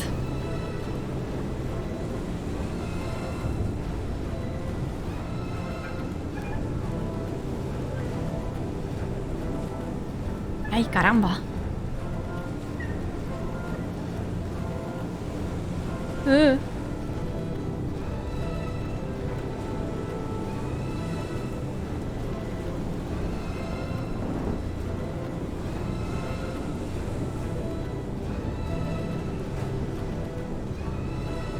Können wir das schaffen? Ja, wir schaffen das.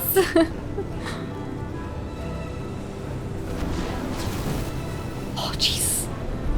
Okay, das war auch der nächste Blitz und genau darum habe ich unseren Mast nicht geflickt.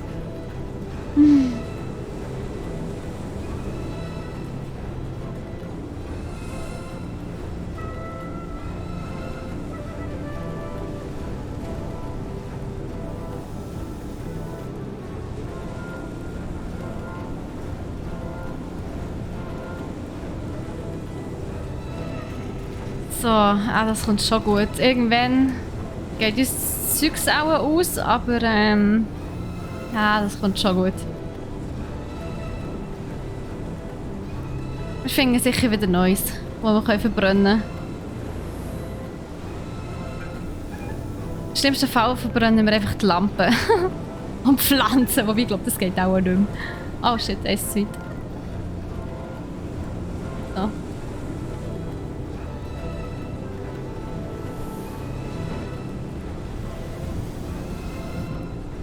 Kann es sein, dass wir langsam am Ende vom Sturm entgegenkommen? Ich glaube, ich sehe dort ein bisschen das Ende einer Woche oder so. Und Bäume.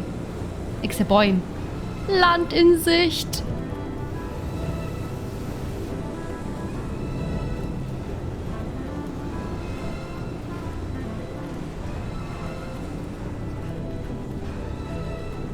Oh, die Musik ist so bedrohlich. Oh.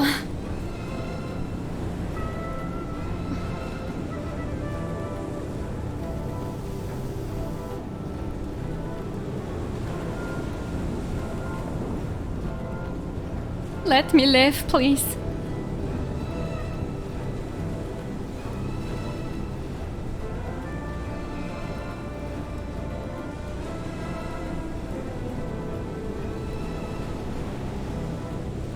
So, wenn wir da fertig sind, zuerst mal das ganze Schiff reparieren. Schaut euch das mal an. Oh nein, es hat aufgetan, stimmt. Unser Motor ist nämlich auch kaputt.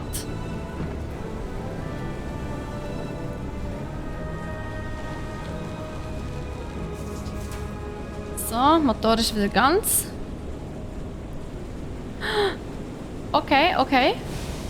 Es tönt ein bisschen so,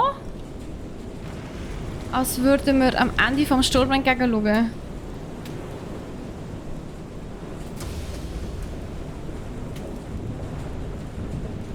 Ich glaube, wir haben es jetzt geschafft. Hey Spitty, ja, ein Schweizer Game. Genau, mega cool, gell?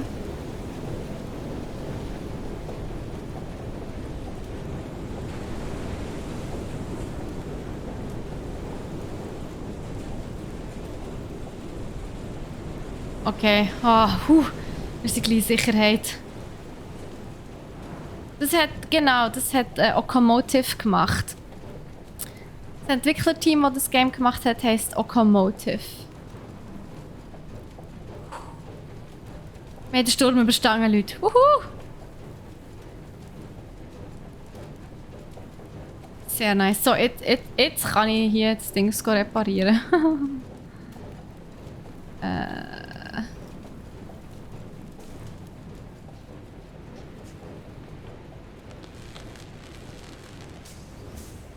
Nice. Und ja, jetzt setzen wir auch wieder die Segel. Krass. Wind! Jetzt sind wir auch beim Sturm durch. Wir haben zweimal Blitzableiter gespielt. Aber jetzt kommt es gut. Nice. Also ich hoffe es einmal. Ja, we'll see.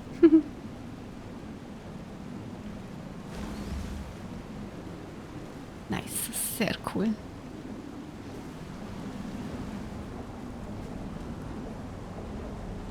So, der Sonar tut hier auch, aber es sieht nicht aus, als ob etwas in der Nähe wäre. Hei.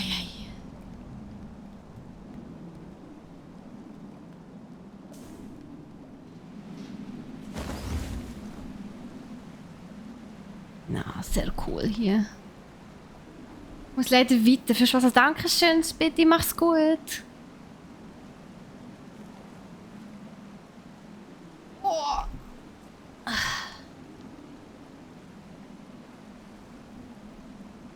Oh. Oh no. Okay.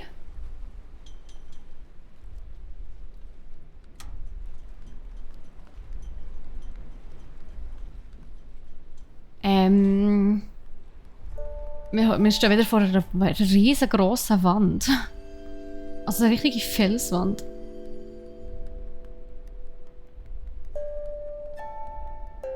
Ich glaube, ich weiss, was jetzt kommt. Aber ich will natürlich euch das nicht vorwegnehmen. Ihr könnt es selber erleben. Ja! Die Dinge zum Reparieren, ich sage es Leute, die sind so wichtig. Es passiert die ganze Zeit irgendetwas. Jetzt noch daher. Ich hoffe, wir kommen hier wieder durch. Ich weiss es nicht mehr genau.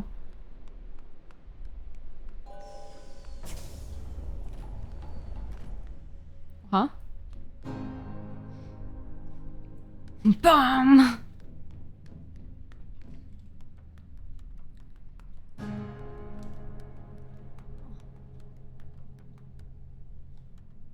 Da komme ich nicht auf, okay. Ist die Zeit weg.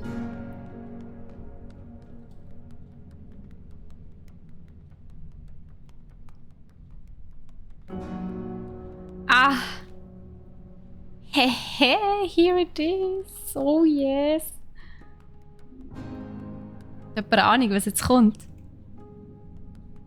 Ah, ich muss da rauf.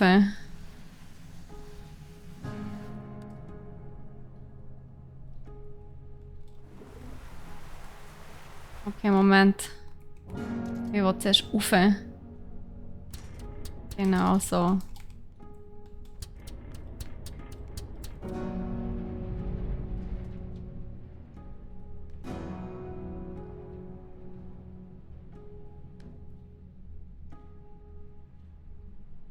Kann ich nicht noch weiter rauf? Oder vielleicht da? Ah, hier wahrscheinlich.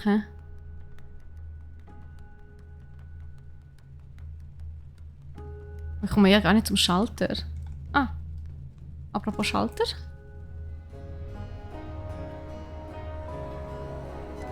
So cool.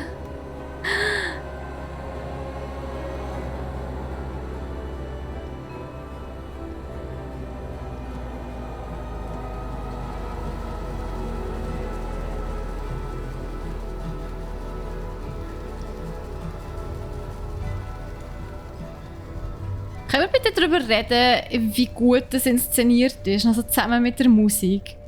Das ist mega cool. Hey. Jetzt haben wir das Teil hier. Das lassen wir jetzt einfach mal da. Ich gehe jetzt wieder runter. Jetzt stellen wir mal den Lift gegen runter ein. Lift, komm mit!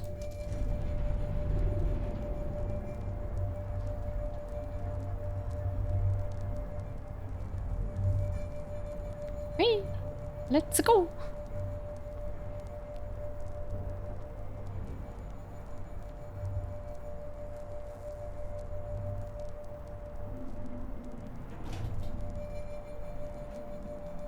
Geht sehr tief runter. Ich denke aber, weiter geht's nicht. Ah, okay, ich glaube. Ah, ja.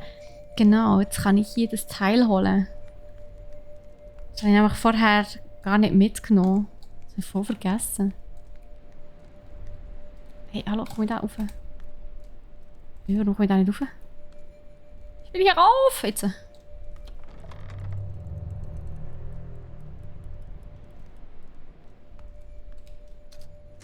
Andere Richtung. So, gegen runter. Das nehmen wir jetzt mit. So, dann können wir das nämlich dort anhäkeln und dann können wir es mitnehmen. Ah! No. So, jetzt. Oh Gott, das ist mir schocken. Nein, nicht reinziehen wieder. Ah. So, jetzt.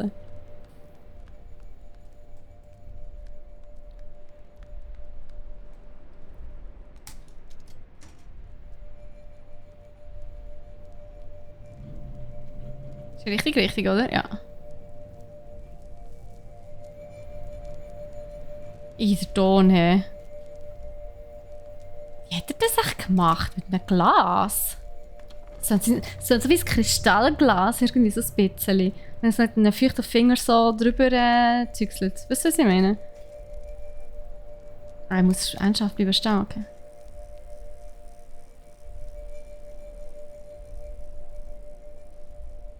So, kommt gut.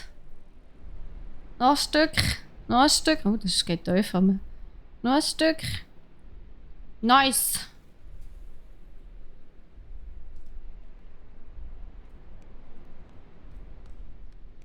Und die Hirsche im Hintergrund, oder Elche, sie sind ja glaube ich im Hintergrund. Ist das ein Baby-Elch? Oh. Habe ich fast übersehen. Mega hübsch.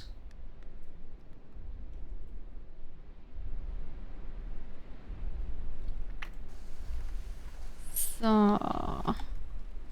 Das kommt jetzt oben runter.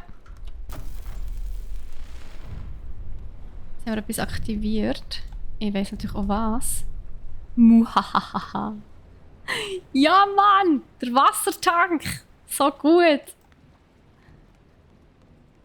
Ah, da haben wir noch so ein Reparierteil. Jetzt haben wir 2 von denen. Das ist gut. Also so, ja, eins Ganzes und noch eins, das noch 2 Schüsse drin hat, hätte ich fast gesagt. Und hier ist jetzt auch endlich offen. Nice. Leute, ich verabschiede mich mal in die Teufel. Jetzt sind wir das U-Boot. Oh, coole Sache.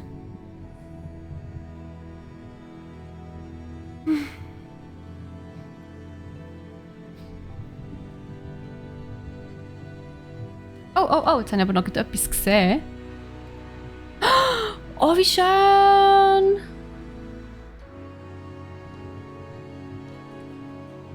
Jetzt war schnell... Ich gehe mal schnell raus.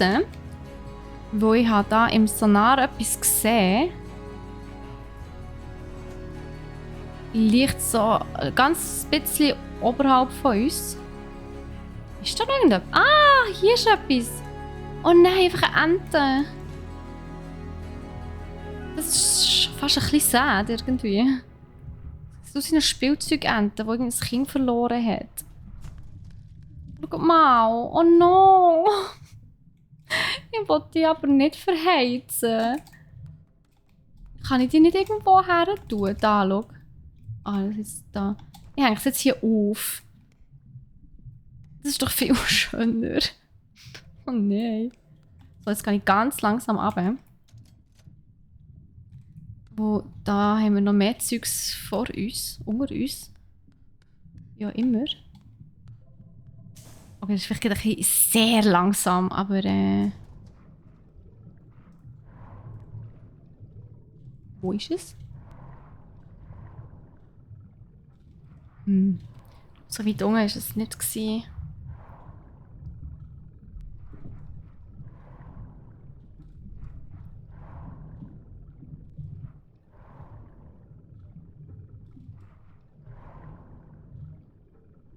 Nope. Das ist gerade ein bisschen fein weit.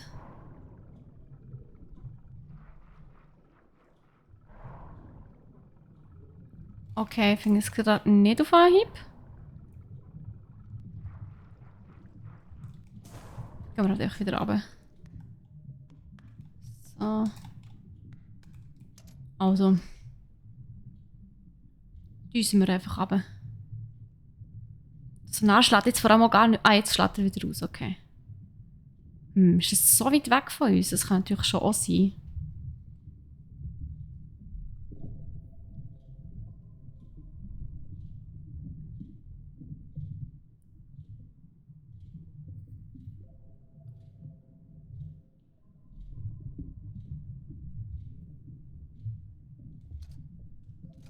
So.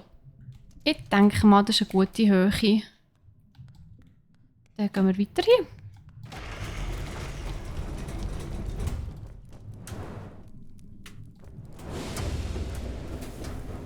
Und ich gehe währenddessen Zeug sammeln. Wir haben nämlich nicht mehr viel. Da ist etwas. Und hier ist etwas. Ey, nimm's! Nimm's! Ey. So, soll ich sagen, Mann. So das.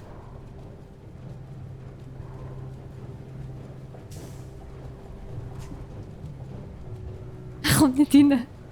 Nein, er kommt nicht rein. Warum kommst du nicht rein? Er ist zu dick. Nein! Kann ich auch dumm durch.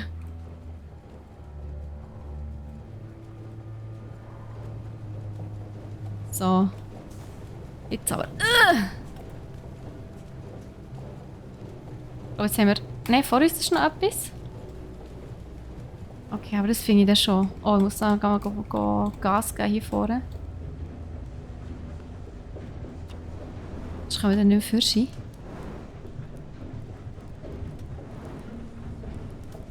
Kommt das gut? Es sieht aus, als würden wir jetzt hier gegen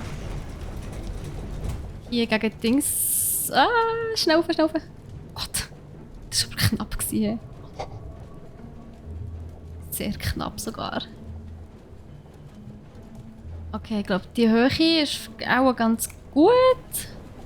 Unter uns hat es noch mal etwas, das kann ich jetzt einsammeln. Die Frage ist, wo ist es? Da, jede Menge, oh Gott.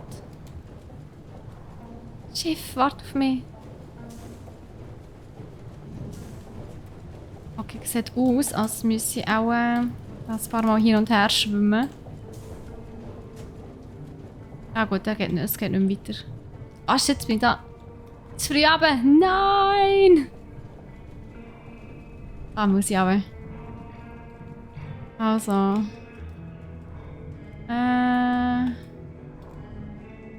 Hm. So. Jetzt kann ich ein bisschen frei im Zeug rumschweben. Ich muss es ja hauptsächlich einfach einsammeln. So. Wo ist jetzt her? Okay, ich lasse doch nicht frei rumschwimmen. Sonst verliere ich das Zeug alles einfach wieder. Das ist nicht so cool irgendwie. Dann haben wir nochmal eine Lampe. Das ist natürlich auch geil. Das ist im Ganzen so dunkel. Wo ist echt das jetzt her? Mist. Ich brauche es. Dort unten ist auch noch etwas. Okay, das darf ich auch nicht vergessen.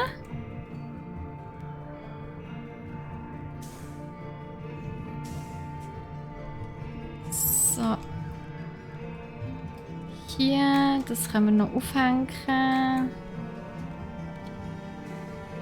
Also. Schnell hier schauen. Da ist es runtergefallen. Okay. Ah, das. Okay, nicht. Ah! Doch, es ist da. Ist das, was ich vorher. Nein, das ist verloren. Das finde ich nicht mehr. Mist. Egal. Nicht so tragisch. Längt doch so. Jetzt haben wir ja einiges zusammenbekommen. Ob das so nah schlägt jetzt vor allem auch nicht im grossen Haus, aber das sollte wieder ein bisschen rauf. Wir sind angedockt nämlich. Noch ein bisschen. So. Nice. Abgetrudelt. Wieso abgetrudelt? Was hat das mit mir zu tun? I don't get it. Gesunken? Was? Selber gesunken? Dein Niveau am Alten?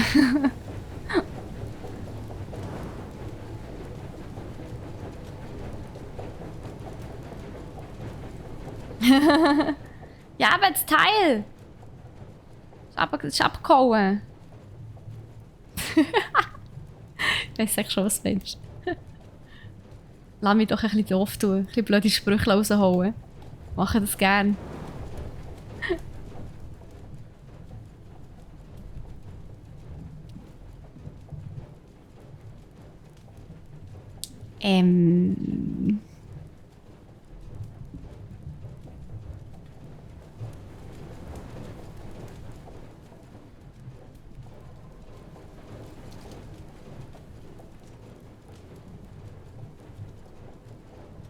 Autsch. Oder so.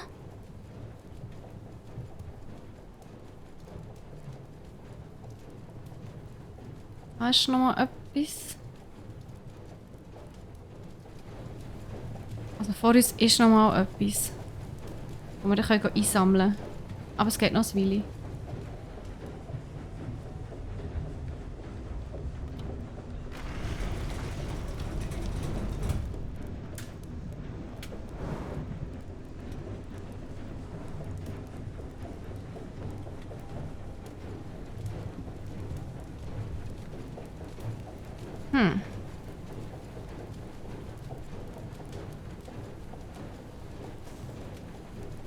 Ahoi Kapitänin! Ahoi Kitty!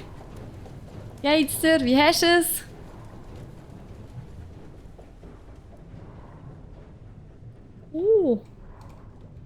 Gut. Viel. Nicht.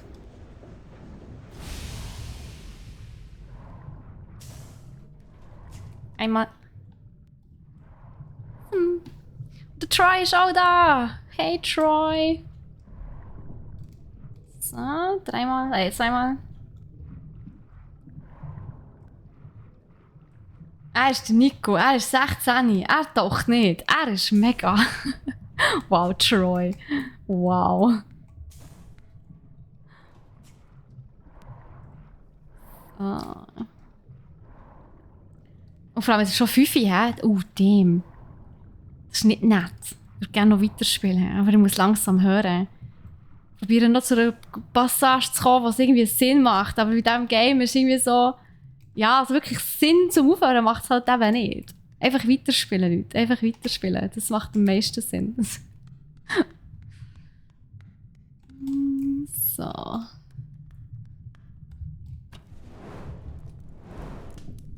Ich glaube, ich könnte mal wieder Pflanzen mal wieder ein bisschen Wasser geben. Frage ist, wenn ich jetzt das wegnehme, was passiert denn? Nicht so viel. Okay.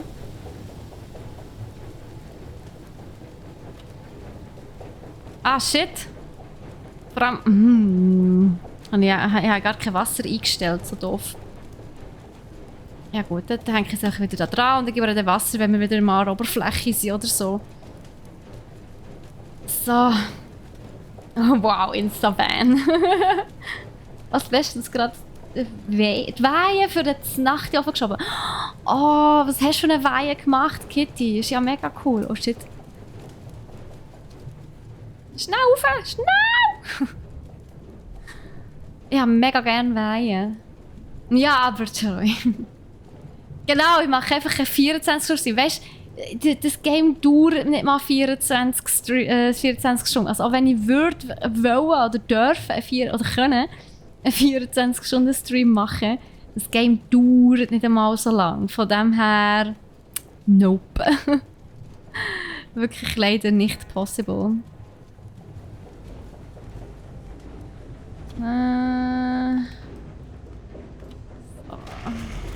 Oh, Zwiebeln. Als waschechte Bernerin liebe ich natürlich Zwiebelweihen.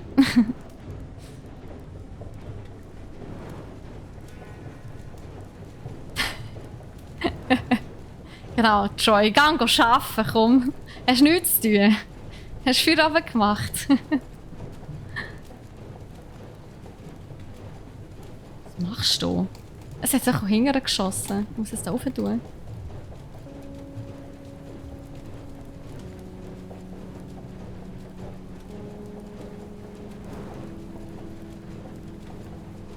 So, ich tue jetzt glaube ich mal... Nein, nicht das. Moment, ich muss ja zum Glück nichts reparieren. Ich glaube, ich hänge die Lampen hier einfach mal alle hier auf. Das ist sicher auch schön. Dann haben wir ein bisschen schummriges Licht, hätte ich gesagt. Ein bisschen gemütlich. Das ist mir das Teil auf der Geringkeit, ernsthaft. Ja, das, eigentlich, ich tue das da her. Das muss länger. Irgendetwas ist da vorne. Aber ich kann noch nicht sagen, was. Ist auch noch das Mühe zu weit weg. So. Spielst du durch und dann machst du noch die restlichen 23 Stunden Speedruns. Genau. Einfach etwa 50 Mal.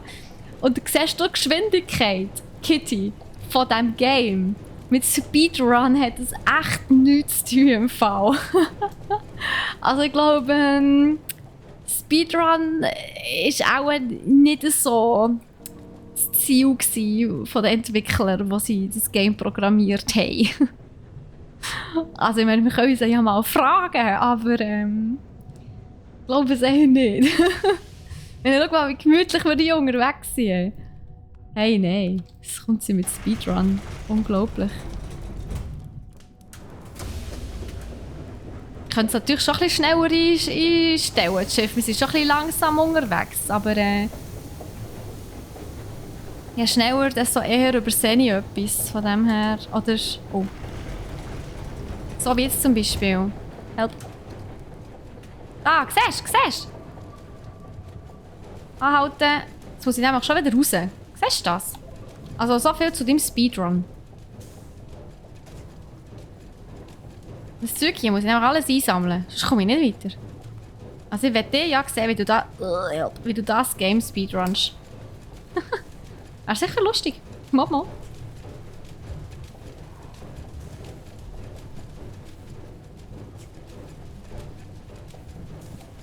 So. Ah, nein. So.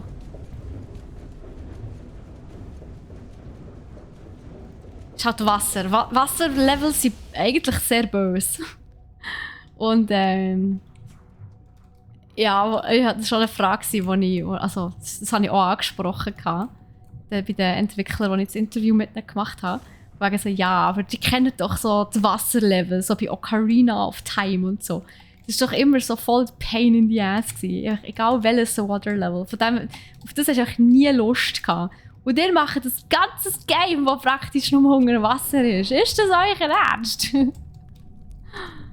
Aber ja, es ist nicht gelungen. Das muss man halt schon sagen. Es ist nicht definitiv gelungen.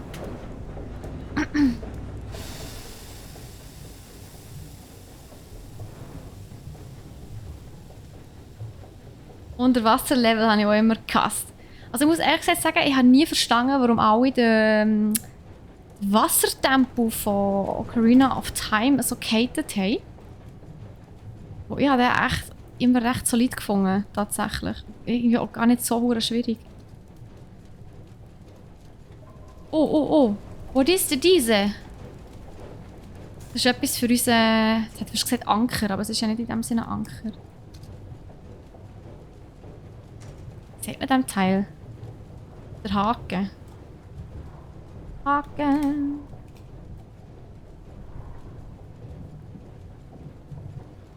So. Nice. Und ziehe. Ziehe!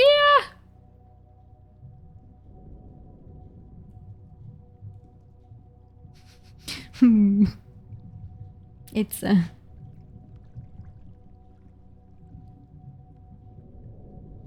Das ist aber langsam. Also, da hast du die Speedrun, Kitty. Ich finde es mega schön gestaltet. Wenn du Kontakt hast zu den Entwicklern, sagst du nicht bitte, dass ich mega super finde. Darfst du es gerne selber sagen.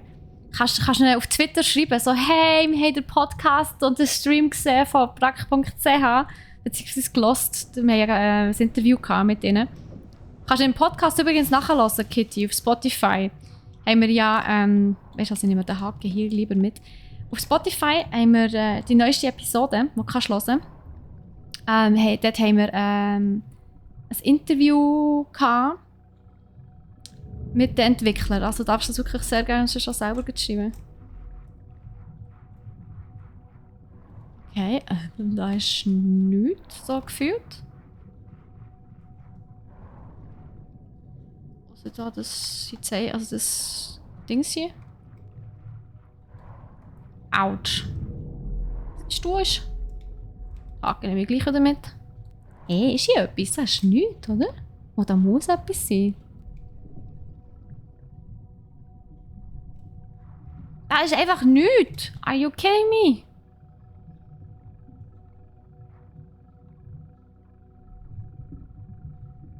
Kann nicht sein. Da muss doch etwas sein. Ich lasse den Haken nochmal da.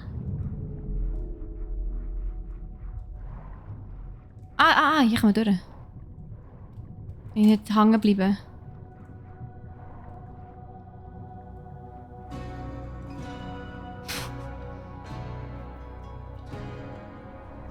Kannst du mal Ausrufezeichen Podcast in den Chat schreiben, Kitty? Dann kommst du gerade zu unserem Podcast auf Spotify. Ah, hier! Oh, damn. Ja! Oh.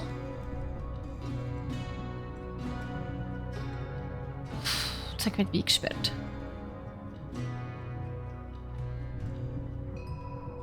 Also, jetzt müssen wir den Haken wieder holen. Mist. Oh nein, ich habe ihn dort durchgefädelt. Oh wow. Wow. Oh shit. Es kommt schon gut, es kommt schon gut.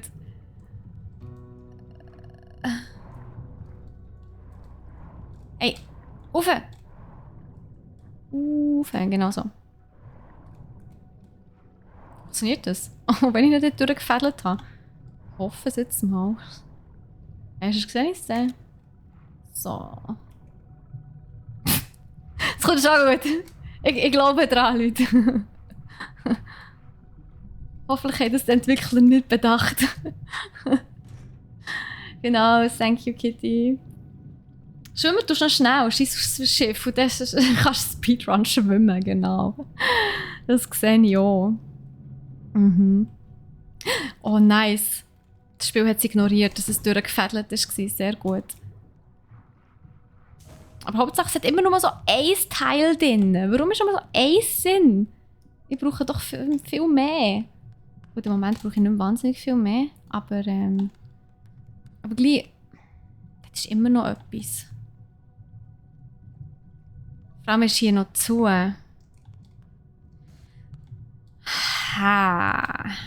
Also es ist unter uns. Nach wie vor allem.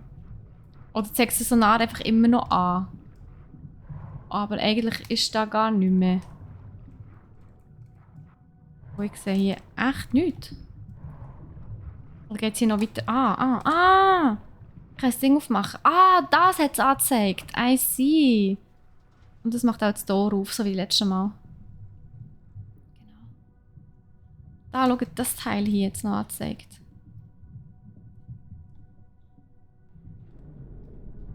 Das Tor geht auf. Sick.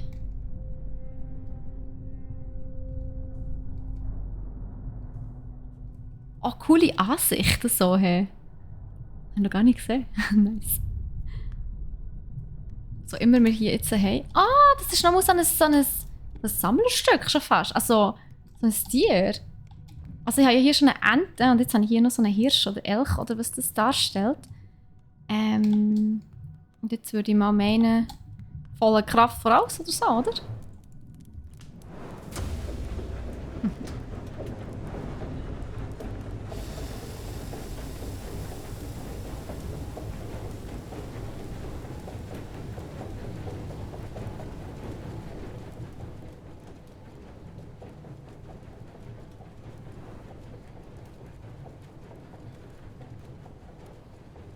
Okay. Also was auch immer das war hier für ein Industriegebiet, ich denke mal, wir sind draussen.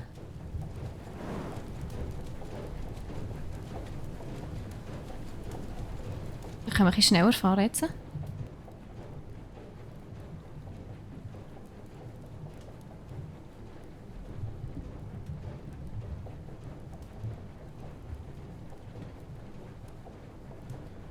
Die Frage ist natürlich auch, der Sonar schlägt überhaupt nicht aus, aber muss man hier auf oder runter?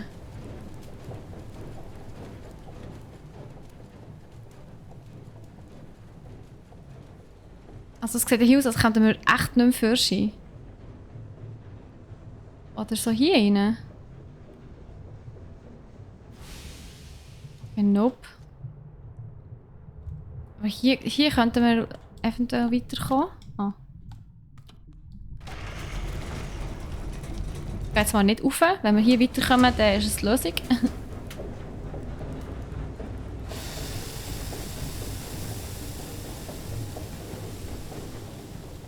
Ja, sieht so aus, als müssen wir hier durch. Gut.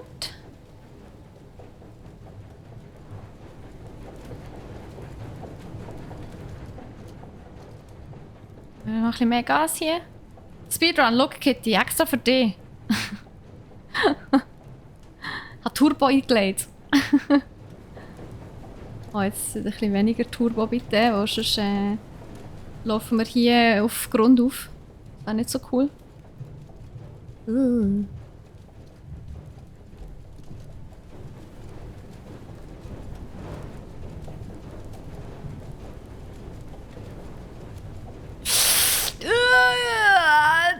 Zieht oben. Oh, damn.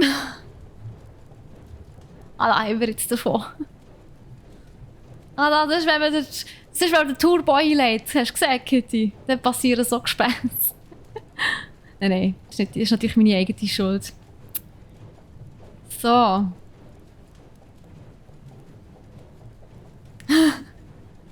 Troy hat schon Angst bekommen. Okay.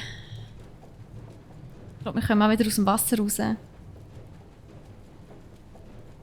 Wuhu! Plopp, da sind wir. Ja, nice. Voller Kraft voraus. Vor allem, vielleicht haben wir jetzt wieder ein bisschen Wind. Können wir wieder mal ein bisschen segeln, das ist doch auch schön. Wir müssen nicht immer Zeug verheizen. Unser wie heisst es, ökologischer Fußabdruck ist schon extrem gross. Das wollte ich nicht verantworten, auch nicht in-game. So. Wobei, wait. Oh. Ja, eine schlechte Ahnung. Also voran. Ja, oh Gott. Nein. Tun wir lieber wieder zu. Wo, seht ihr die Felswand? Ich glaube, die macht Aua. Von dem her müssen wir leider doch wieder Zeug verbrennen. Sorry.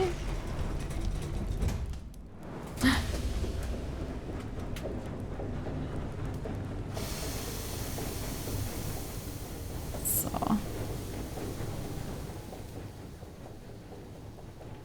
Und wir sind schon etwa die an so Felswände vorbeigekommen. Und sie sieht zwar aus, als wären sie weit weg, aber sie sind nahe.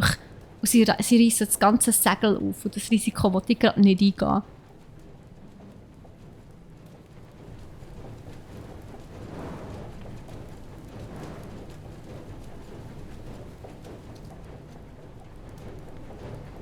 So, mal gucken. Was kommt doch jetzt? Ich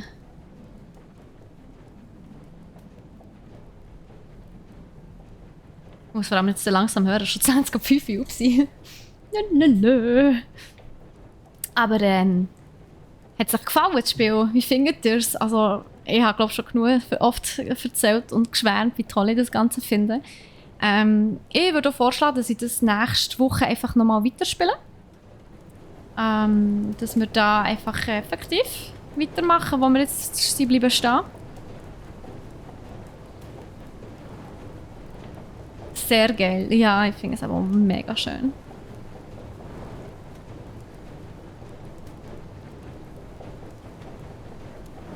So. Komm, jetzt können wir mal echt ein bisschen Gas geben. Sind wir schon auf dem Maximum? Sind wir echt schon auf dem Maximum? Wir sind auf dem Maximum, Leute. Okay. Das volle Pulle! Ich finde es mega. Es ist schon hammerschön. Auf atmosphärisch und endlich jetzt mal wieder Möwen. Okay, ich probiere es jetzt nochmal mit den Segeln, aber die Felswände sind ja jetzt vorbei. So. Let's try this. One last time. Bevor wir hier aufhören. Whee. So. Yes.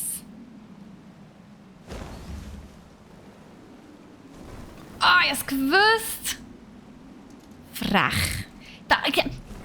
Es hat genau gar nichts gebracht. Ah, warum habe ich das einfach gewusst? Hey? Warum? I knew it. I knew it. Okay. Das Spiel will, dass man Umwelt verpestet. Ich sehe das. Nein, natürlich schon nicht. Das ist jetzt fies, wenn ich das so sage. Aber ihr wisst, was ich meine. So, Mann, es soll doch mal ökologisch sein. Nachhaltigkeit ist so ein wichtiges Thema, Leute. Oh. Ich gehe mal noch ein paar Sachen aufhängen. So, das hier zum Beispiel und das hier. So.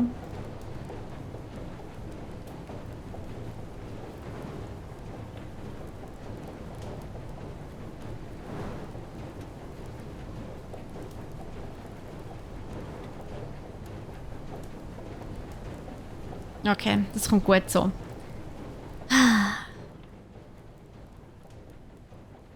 Irgendwie kommen mir so Sea Shanties in, wenn ich das so sehe. The ones was a ship that... Ich kenne leider den Text nicht, aber so...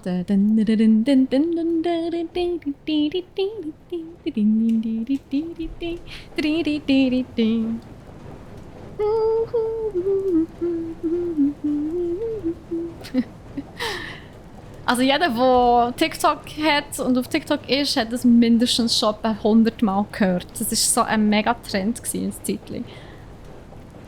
Jetzt ist es leider wieder ein bisschen durch. Das war auch noch witzig. Ja, ich bin mega am Überziehen, I know. Aber ich bin irgendwie das Stellen am Suchen, wo so... Wo ich das Gefühl habe, so, jetzt lohnt es sich zum Aufhören. Ich glaube, ich verbrate jetzt einfach noch schnell die Ofen-Dings hier und dann muss ich leider wirklich aufhören.